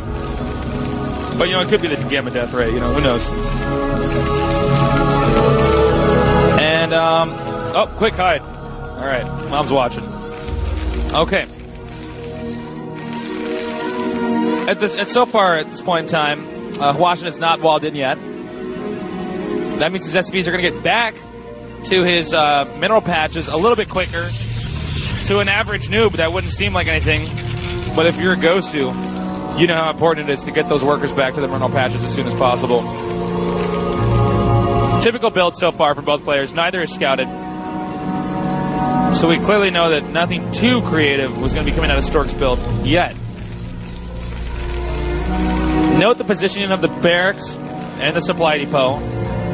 It makes somewhat of a mini wall, so that if in fact his opponent is proxy gatewaying or something of that sort, he'll at least have a position where he can Marines can take cover behind some buildings. This is one of those maps that's it's probably the most bizarre map in the tournament. Oh wait, building a pylon out there. I assume he's building the pylon there because if Hwasin scouts, Hwasin knows the general Terran build against Protoss, as he knows the Protoss versus Terran build. So what that means is that if he scouts his opponent and sees a missing pylon, it can be very confusing. Pro-Terran players are trained to spot a missing pylon and assume that there's a proxy barracks, or maybe he's hiding a robo bay or hiding a citadel, and then play in a very defensive way. However, the exact opposite is actually happening. It's actually just a feint. I saw Na Ra, also known as Kong Min, or I should say Kong Min, also known as Na Ra, do a similar technique at BlizzCon, and it really managed to confuse Iris, also known as the Berserker. Dragoon range being upgraded. I have seen some very good Protoss players that occasionally upgrade air weapons early on, so that when the Terran scouts them, they get confused and think they're actually getting Dragoon range. And then when they kill the SCV, they actually cancel it. The only reason why they would actually end up doing that with the air weapons upgrade anyways is just because it's a little bit cheaper, so you don't lose as much money when you cancel it. Now, Hwasin didn't really get a full scout of his opponent's base, so he might have actually not even assumed that that missing pylon, he might have not even noticed that there was a pylon missing. He could have assumed it was in the back behind the mineral patches. Second gateway thrown down. A lot of Protoss players wait until they actually kill off the SCV before they even make the second gateway, Robo Bay, Citadel, anything, just because they don't want to give Terran the slightest hint as to what they're doing.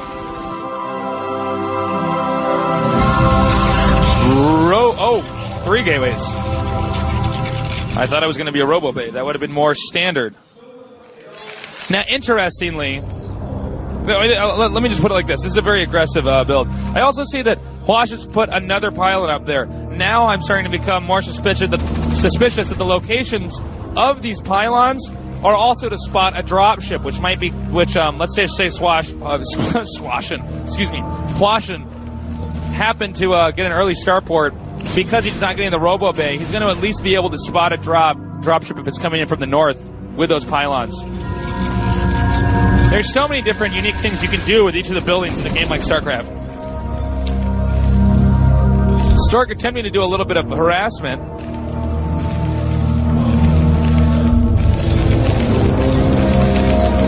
Command center being produced. It looks like Hwasin's going to try to expand pretty fast. That could be very dangerous on this map. This map does not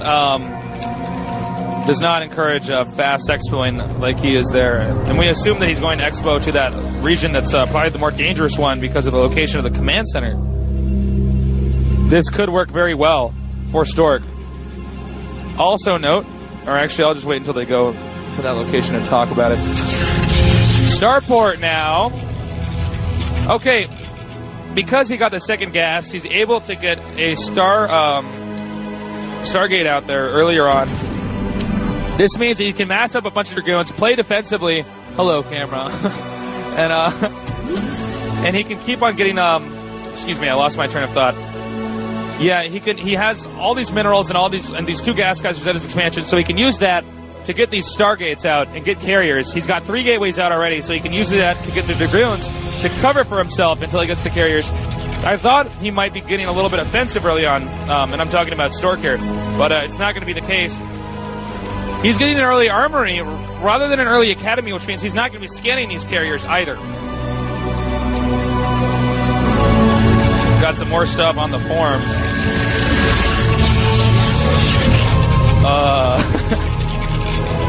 Shout out to Clan Super Mega Go Force. I hope all 12 of you are enjoying this. Here's someone else is saying here that I'm a little saddened by the lack of Zerg players. There's 8 Terrans and 5 Protosses and only 3 Zerg. Really makes a Zerg sad.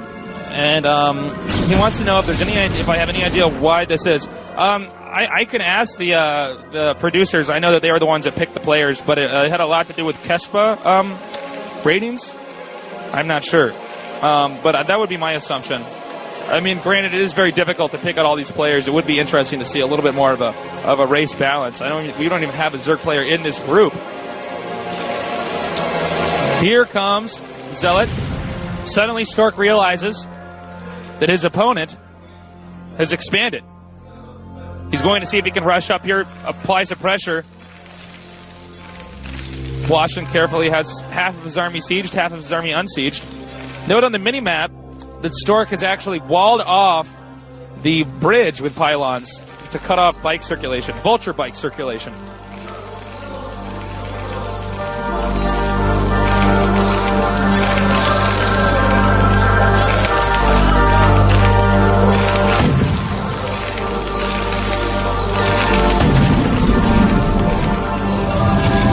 All right, weapons upgrade and a robotics bay.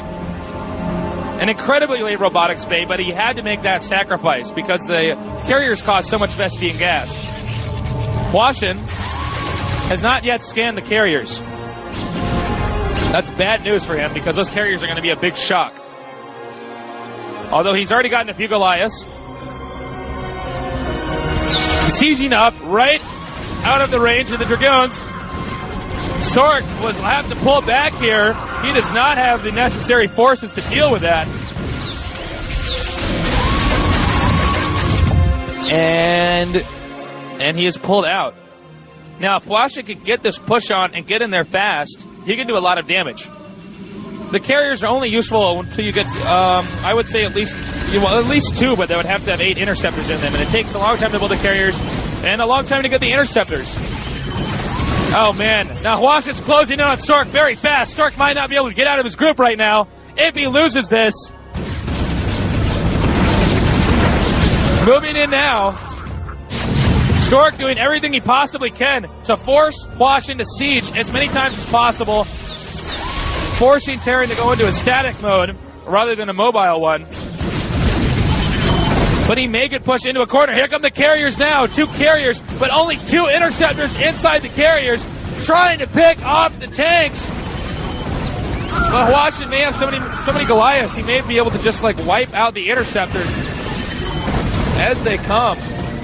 Well, he had more Goliaths. I guess he lost the other ones, or they're not with the group.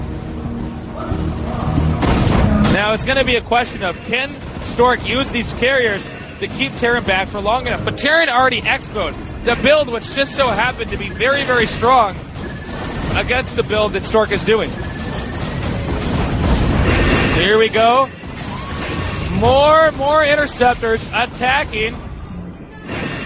He's got 6. He's now 7, almost 8. And it looks like Hwasin has not yet upgraded the missiles. But he's flying his carriers over the Goliaths. Do you like your carrier, Stork? You cannot do that. And he might be able to save it. No, 22 health. And it's still going to go down 13 health. Oh, taking out that carrier.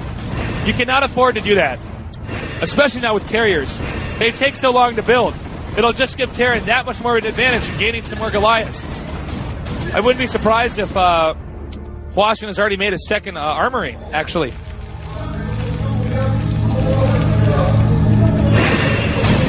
More carriers moving out. Now he's going to bring his ground army in because when you get carriers, it forces a Terran to make Goliaths over vulture bikes. And when that happens, the Terran ground army is weaker against the Protoss ground army. So the carriers, in combination, with the Protoss ground forces of Dragoons and Zealots can be very, very strong. Now look how he very carefully, Stork I'm referring to, uses the carriers to pull them away from the Goliaths, pull them over these ledges where they can't quite reach them. Using that high ground advantage, whereas Dragoons are carefully positioned. It's a game of micro right now.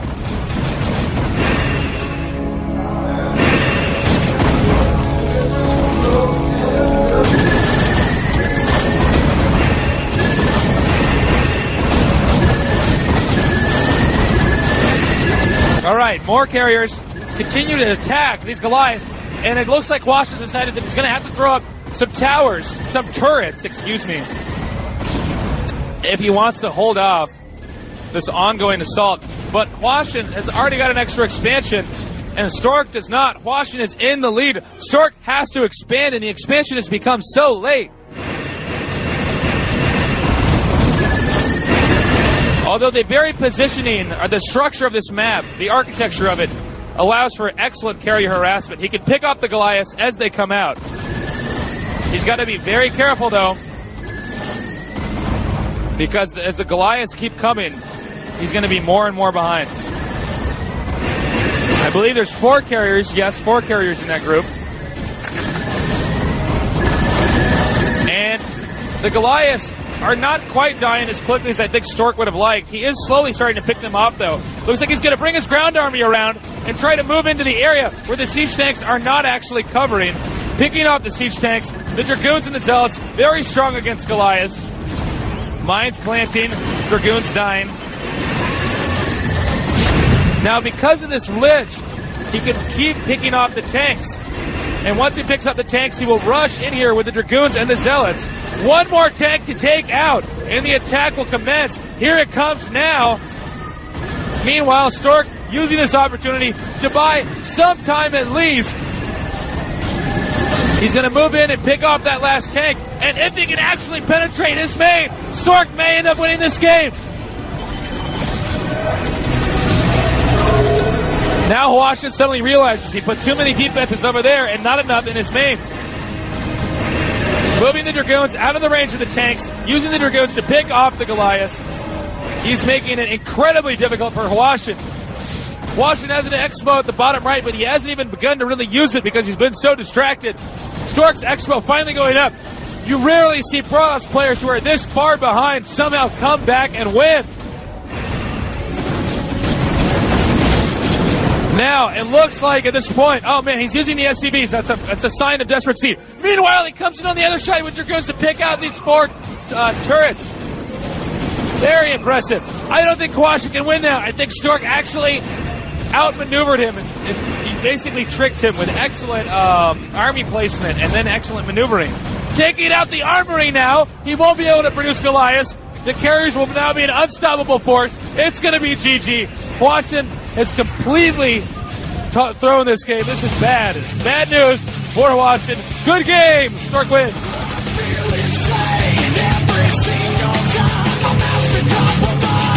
Hwasin does not look too happy about that loss. I don't blame him, though. He had that early advantage with the Expo, but did not defend adequately and did not push correctly. Stay tuned. We got the last game coming up here at the GOMTV Star Invitational.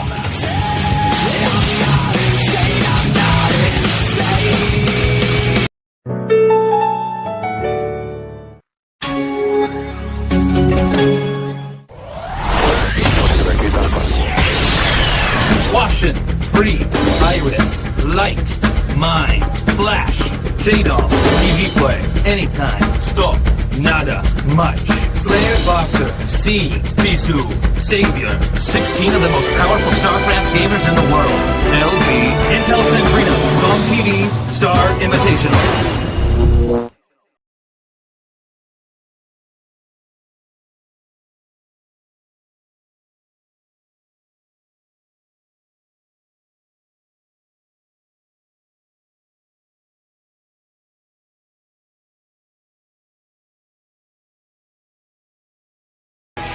Very, very, very close game.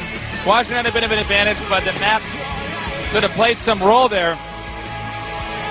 The final game is about to occur. Iris, also known as Berserker versus Free. Nobody is having an easy time in this group. Nobody has managed to go undefeated. Free versus Iris, and the map will be Bekmagoji. Now, again, as we saw on that last map, the carriers were just very, very strong in the positioning of, well, I guess the structure of the map, the geography of it, makes it very strong when you get those carriers. You get that. You can get right above, right outside of their base and just do so much harassment. Hwasin did a really interesting build. He expoed in what I thought was a rather dangerous fashion.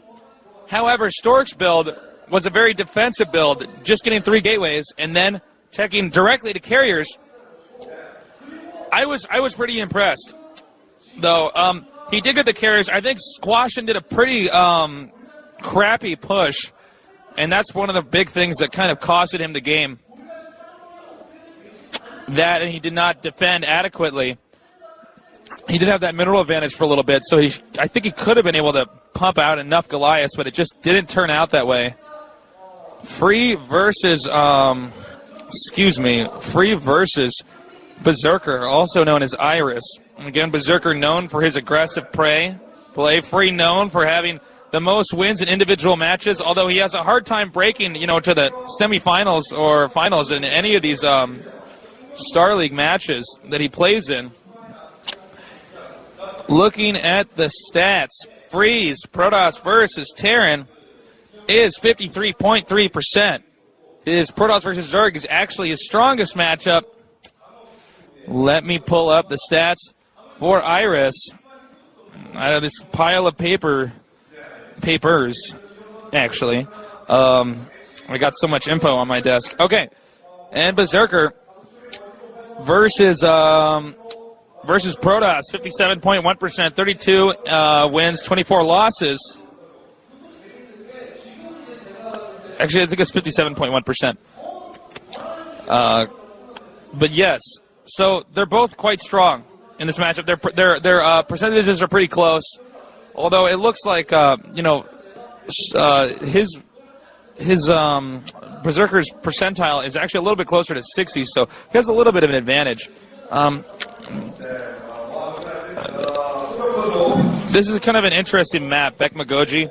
It has a lot of very, very unusual features on it. It's one of the few maps where you start out with 2 Vespian gas geysers that are literally connected to your Nexus Command Center or hatchery. It's also one of the few maps where you have a ridiculous amount of minerals. So players have to play completely differently. This is a map that would take a lot of practice. It's not a map that you could just sit down and play like you could most other maps. Both these players know that the pressure is on.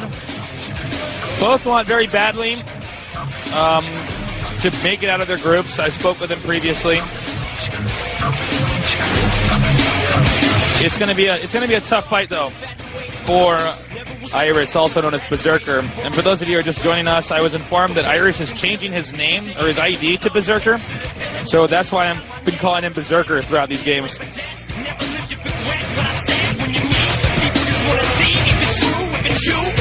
Their previous record was... Actually, this is their first official match ever, which is going to look very, very interesting. And I think that... I don't think it's going to be good, because now we're starting. Lock them down. Lock them down. Shut them down. Shut them down. Knock them down. Knock them down. Shut them down. Come on. Shut them down.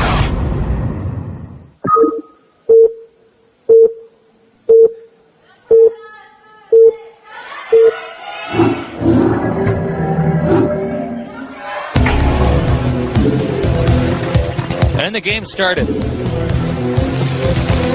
The Berserker at the top right. And that makes Free at the bottom left. There we see him now. The pressure's on. He has to reclaim his glory. He has to do everything he possibly can to win this. One player will pass. Another player will be knocked out of the tournament. In It'll be even harder once they make it to the bracket phase. But at this point in time, man, it's going to be a tough battle. It's difficult enough as it is to even get out of your group. Note how each player sends, they've already pre-scripted in their minds which mineral patches to go to. They go to the ones that are closest to the command center first, and then slowly spread them out.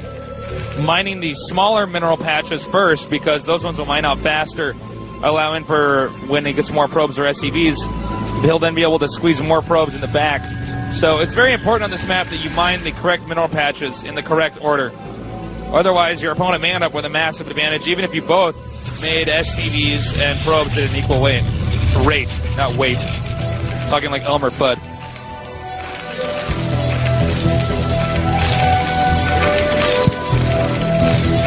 Note the positioning of the barracks. Much like Hwasin's.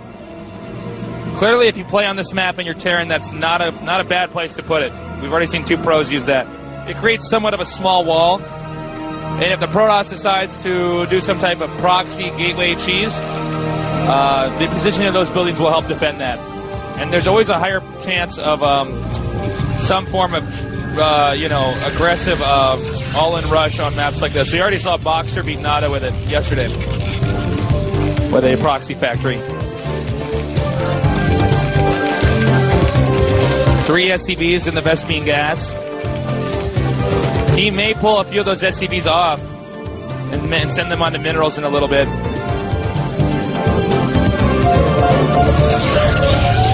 The cybernetic score. Free getting that pylon out, getting the zealot out, a few zealots out before he actually gets Dragoons, probably to force the Terran to make extra Marines. Nice positioning with the factory.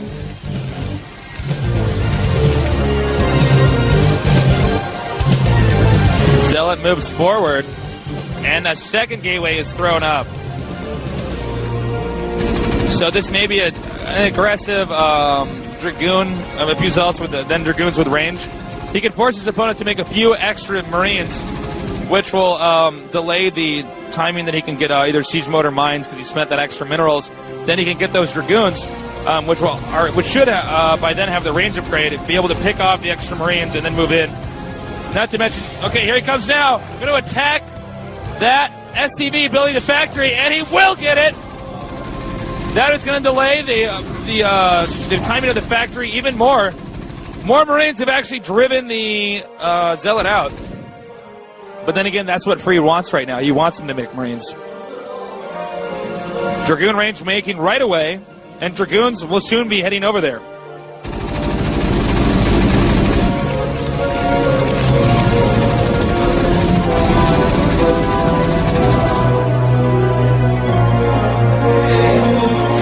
Oh, and on the forums, I see people have really been looking forward to this, and they want to thank GOMTV a whole lot, that this has been really awesome. The guys at GOMTV are really cool guys, really big StarCraft fans, and are really eager, just to show you guys, show you guys how much they care about this. Oh, give a shout out to V from E-Bombs, please. Oh, it's their birthday. Oh, I actually go to E-Bombs World all the time, actually. That's really funny. Yeah, it's good. Great site, great site. Okay, back to the game. The factory's producing. A tank is out. Did he get mines or siege mode? More than likely vulture mines, spider mines, but they're in the vultures. All right, here we go. The Dragoons have come in now. The Dragoons have the range. They can pick off those Marines because Free forced him to make those Marines. And he's going to do a lot of damage, picking off the vulture bike before the mine upgrade can complete, but the SCVs are surrounded that are going to push it out.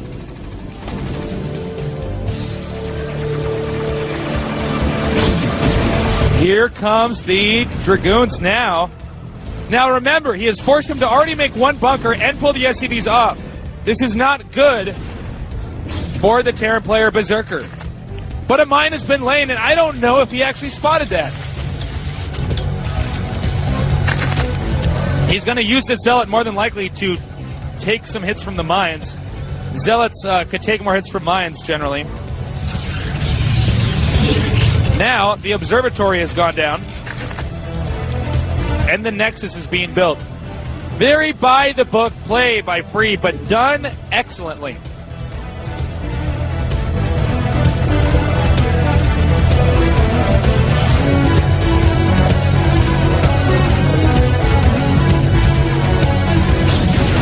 All right, here comes some more Vulture Bikes.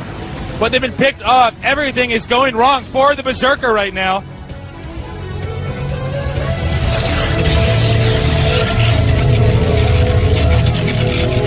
More tanks being produced.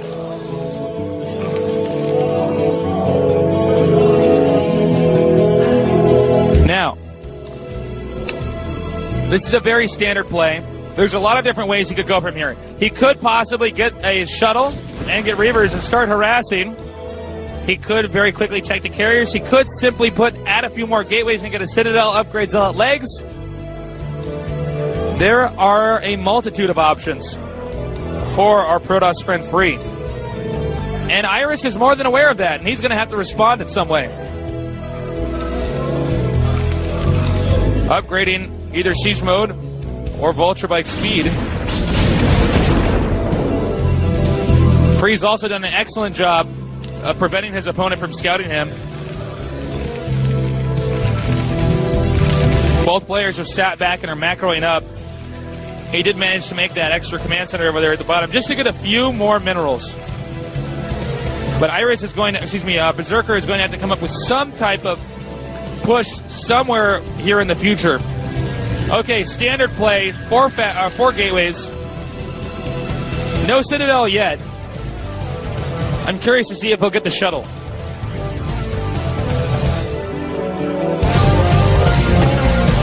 Note that he's splitting his army up now. He's going to try to contain the Protoss.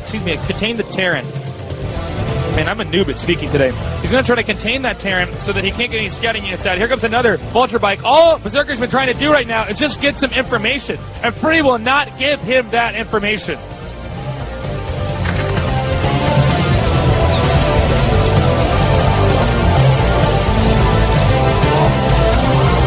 Now we see that the tanks are moving forward.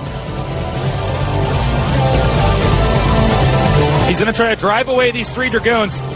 Free's already pulled back. He might be able to sneak a scouting unit through there. He sees that they're gone. Sends out 1 Vulture Bike to do the scouting. Free's aware that something's going to be coming in this direction. Looks like he's moving his army there now. He doesn't want to let him see that he's actually expanding here. Oh, and he backed out. Not clear if he actually got a glimpse of the Nexus, although the pylon there is a hint enough. More gateways, and the Citadel is down, but the Zealot leg upgrade is not. I would presume carriers would be the next phase. The last time we saw any time go Arbiters on this map. These are some carrier 11 maps we have this tournament. The shuttle's out. Iris has been playing very passive at this point in time. Berserker. Damn it, I keep doing that. Okay. Here he comes now, playing a few mines behind these Dragoons. He's going to have to do enough damage to these probes for these Vulture Bikes to matter. Here he comes now, attacking the probes. Vulture Bikes go probes very quickly, planting 1 mine in there just in case the Zealots will happen to cross the path for that. Mine goes off, damages the Zealots. And another mine hits a lot of those Dragoons, so they'll be softened up if a battle happens later on. Berserker doing a lot of damage to probes. And I assume he's going to be moving that command center over there soon, but he has to act fast because Free is ahead right now. Armory has gone down. And he had just scanned that Citadel. Weapons being upgraded at the Forge. If you can get 3 weapons upgrades for Protoss, the Dragoons actually kill the mines in 1 hit. That makes a big difference when you're trying to rush in and walk over a Terran who's got a bunch of mines in front of him.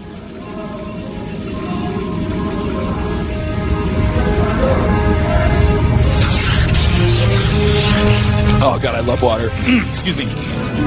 Okay. The expansion's now up. One thing to note about this map is that late game, Protoss can do a lot of counterattacking. Remember, Terran is the force that lacks mobility. They have a lot of strength within their army, especially because of those siege tanks. But they lack a lot of mobility. But hold that thought. It looks like some Ultramikes are going to try to sneak in here and take out some probes, attacking the cannon first, and then following that up with either a retreat or some probe murdering. And no, not bad.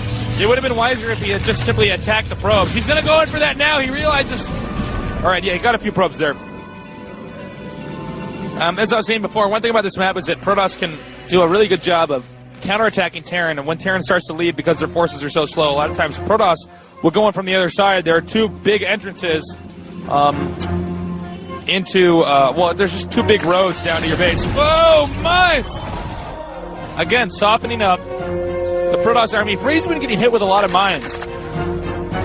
This could be very bad for him when the Terran starts to push, because Protoss regenerate shields, but they don't regenerate the health, so obviously that's not good for them.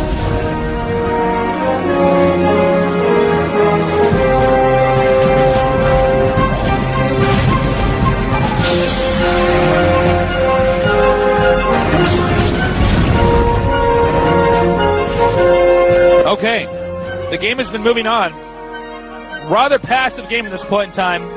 Both players carefully watching each other. We can see observers positioned around the Terran's exits.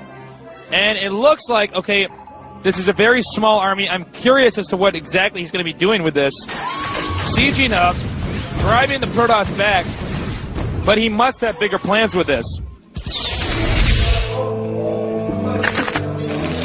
It appears that he was just trying to drive away those Dragoons. He might be expanding at the bottom right. Might not be. It's unclear what he's doing with that. Sieging up on this little hill up here, but the Dragoons are in range and hit from below. That's not good. This was kind of a waste, I would have to say. All right, but I guess he's intimidated by that one tank because he's not going to kill it. Now, okay, so that was all a ploy to draw the Protoss forces down to the bottom right. I don't think that was quite good enough. Iris is playing very, very sluggish right now. Berserker. His name is Berserker.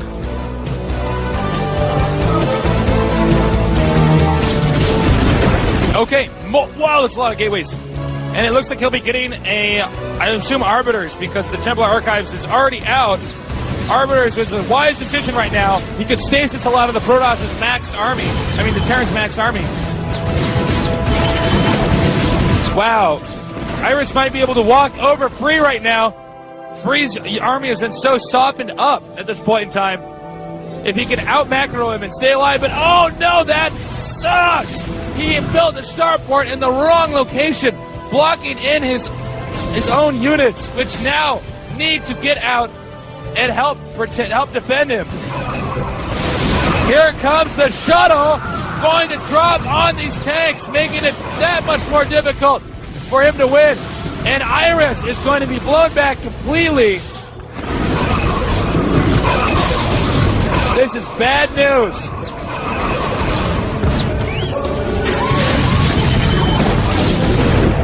Now what does he have to kill this thing off? Free's building placement is so bad this game. I can't even believe a pro is actually doing this. He's been walling himself in all over the place, trying now so hard to macro so fast that he's actually like, oh man. Okay.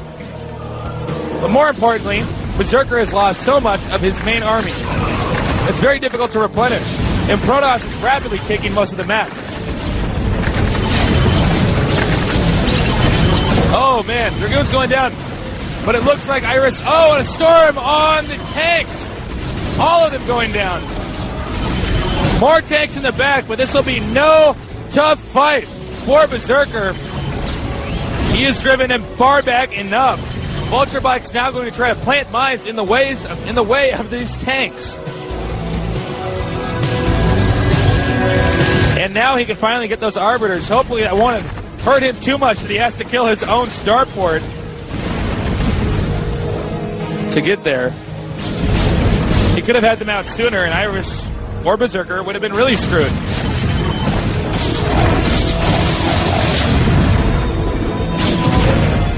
This is a tough map for Terran. A few more Vulture Bikes coming out now. Planting mines. He has somewhat of a position of the center.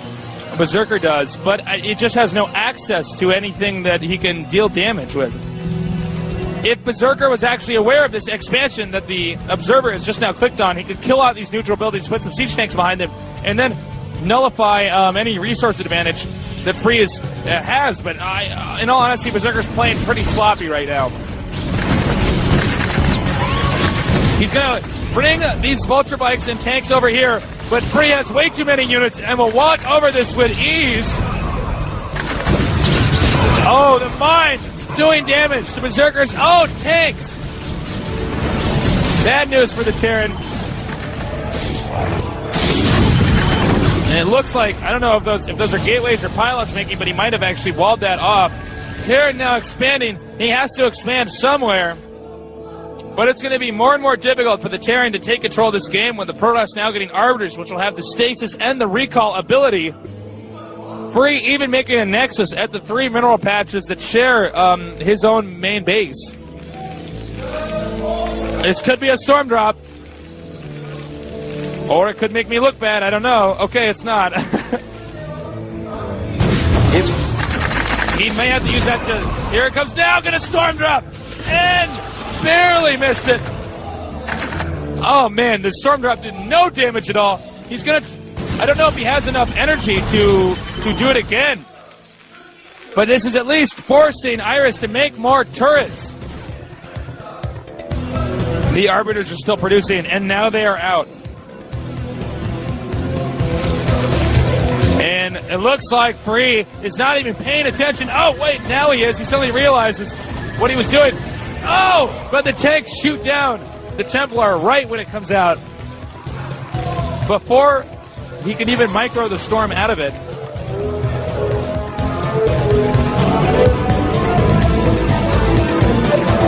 It looks like Iris is going to try another push in the corner, but this bridge is going to act like a funnel, and it's going to be very difficult for the Terran to get his units out.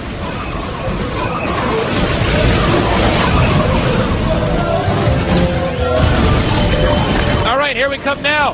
The Vulture Bikes are coming in from behind trying to trap these few Protoss units, but the tanks have been taken out. Oh!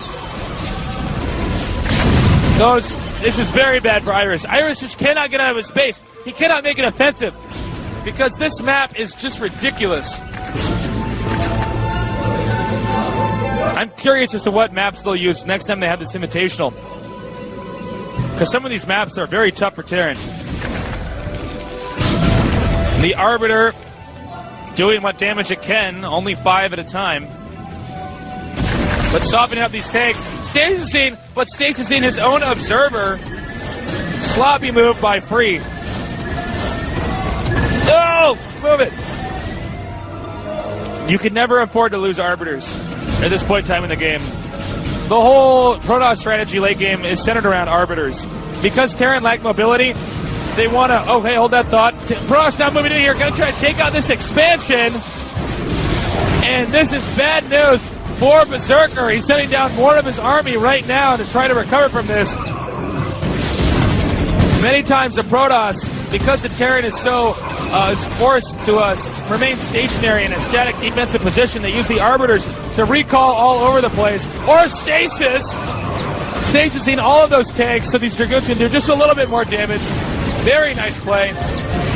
Hopefully he'll manage to save this Arbiter because he cannot afford to lose it, but I don't even think that Free has actually upgraded the missiles because now finally Berserker has come to his senses and put a siege tank up there. That way Free is not mining those minerals. Now all Berserker has to do, well, the next goal that he's going to have is to go to the bottom right and take out this expansion over here. But Free's macro is so good this game, it's going to be very tough for him. A very uphill battle. He better lay mines faster than that because Free is on the way.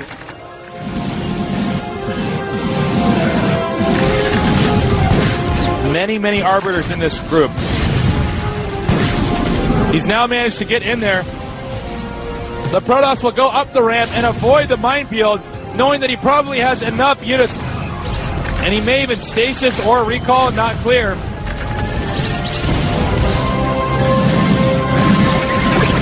This is going to be tough. A tough uphill battle for the Terran. He can't quite get that expansion. Free playing this very cautiously. He doesn't want to just walk all over the mines and lose his units. Iris is now zipping back around, trying to do something to draw the Protoss' army to one side so that he can then go and do damage to another. He could recall into this army if he wanted to, or he might go for the stasis. Stasis it is.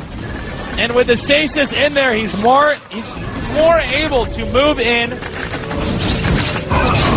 and take this out. Look at that.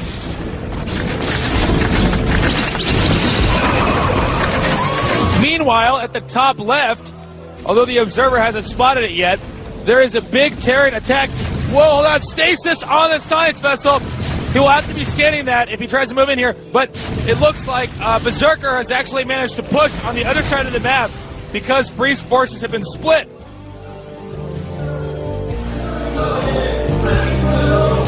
And he's got to be very careful.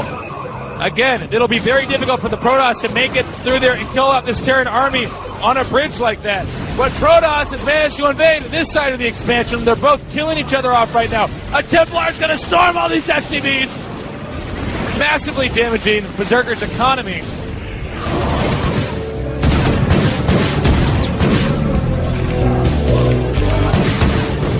All right. It looks like Berserker's actually managed to hold up the attack, and Free has failed to hold up Berserkers. Now Berserker's expanding rapidly at the very top left of the map, and this is going to be very difficult. This is going to be very, very difficult now for Free. The game is kind of turned around. Free's crappy attacks and non-usage of recall has really costed him this game. Man. Now he's going to be able to get in here. He might be able to take out another expansion, and it looks like Free actually might end up, if he loses this next, then Free could lose this game very easily. Meanwhile, Vulture Bikes are over here, killing a pylon. Doesn't get much more exciting than that. But he has managed to push in here. He could lay some mines if he has the mines there. This means that Free might not be able to come back and save his main now. And with his forces distracted, it'll be very, very easy for the Terran to then push the bottom right again and take that out. Oh, man. And Free... But meanwhile, he's actually coming back over here and attacking the expansion. Berserker is acting quickly. He is going to... No, he might not be able to save this expansion. It's too hard to say. The bridges on these maps are messing up both of these players to an incredible degree. Berserker having to scan over and over and over again. But the science vessels and the Vulture Bikes are in the location where all of Free's units are coming out of. In other words, if Berserker takes this location from Free, Free will not be able to produce units. He'll have to spend 1.5k at least on gateways to replenish this. And at this point in time, Free doesn't even have any... Oh my god. Berserker is going to win now. The game is completely turned around. He's losing his gateways now, EMPing the Arbiter. And look at this. Free has no probes in that expansion at the bottom right. You do not see any blips there. This is very bad news. Berserker has about a 95% chance of winning this game, if not more so. Within the last few minutes, the game is completely turned around. Berserker just managing to draw Free's units into the right locations. Finally, he managed to do it. There were about 3 failed attempts here. I am incredibly impressed. Now sending all of his SCVs, presumably to finish off his opponent. Not all of them, but a large amount, because he knows all he has to do is throw everything he's got at his opponent. This is a very humiliating move. Berserker is throwing it in his face and sending the SCVs there to take him out. And I am like standing right in front of the audience, and there's a girl literally bawling right now that Free is losing like this. The emotion is high here. And he is taking it out. Very impressive. And I just got a message that on the forum someone has said that Iris has definitely become the Berserker, and I agree completely, even though I'm not always calling him that. GG! GG indeed. The Berserker with Berserk. Free looks very pissed, especially after having that advantage. Unbelievable. Wow. Really good games. All right, that's it for today, guys. There's been a lot of people tuning in online, and I hope you enjoyed the tournament. It will be Stork and Berserker making it out of the group. I had predicted Stork or Hwasin, so it looks like I'm about half right all the time, even when I'm saying Berserker's name. And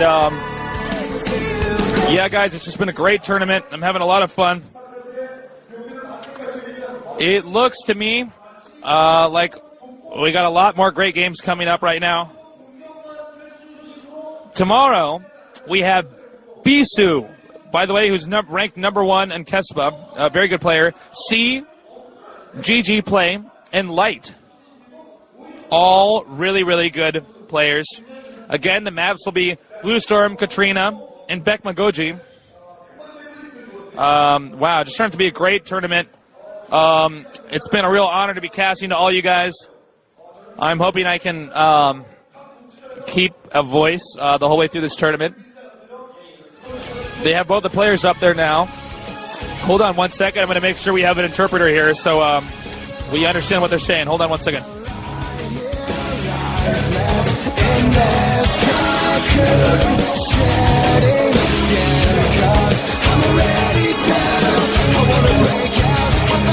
Okay, so somebody's on the way to do interpreting because last time I couldn't find him.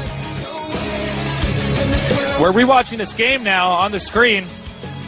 Oh, this is a humiliating point where this is a really embarrassing moment where he actually made the Stargate in a place where his Dragoons would actually end up getting stuck, and then his Dragoons are trapped inside of his base.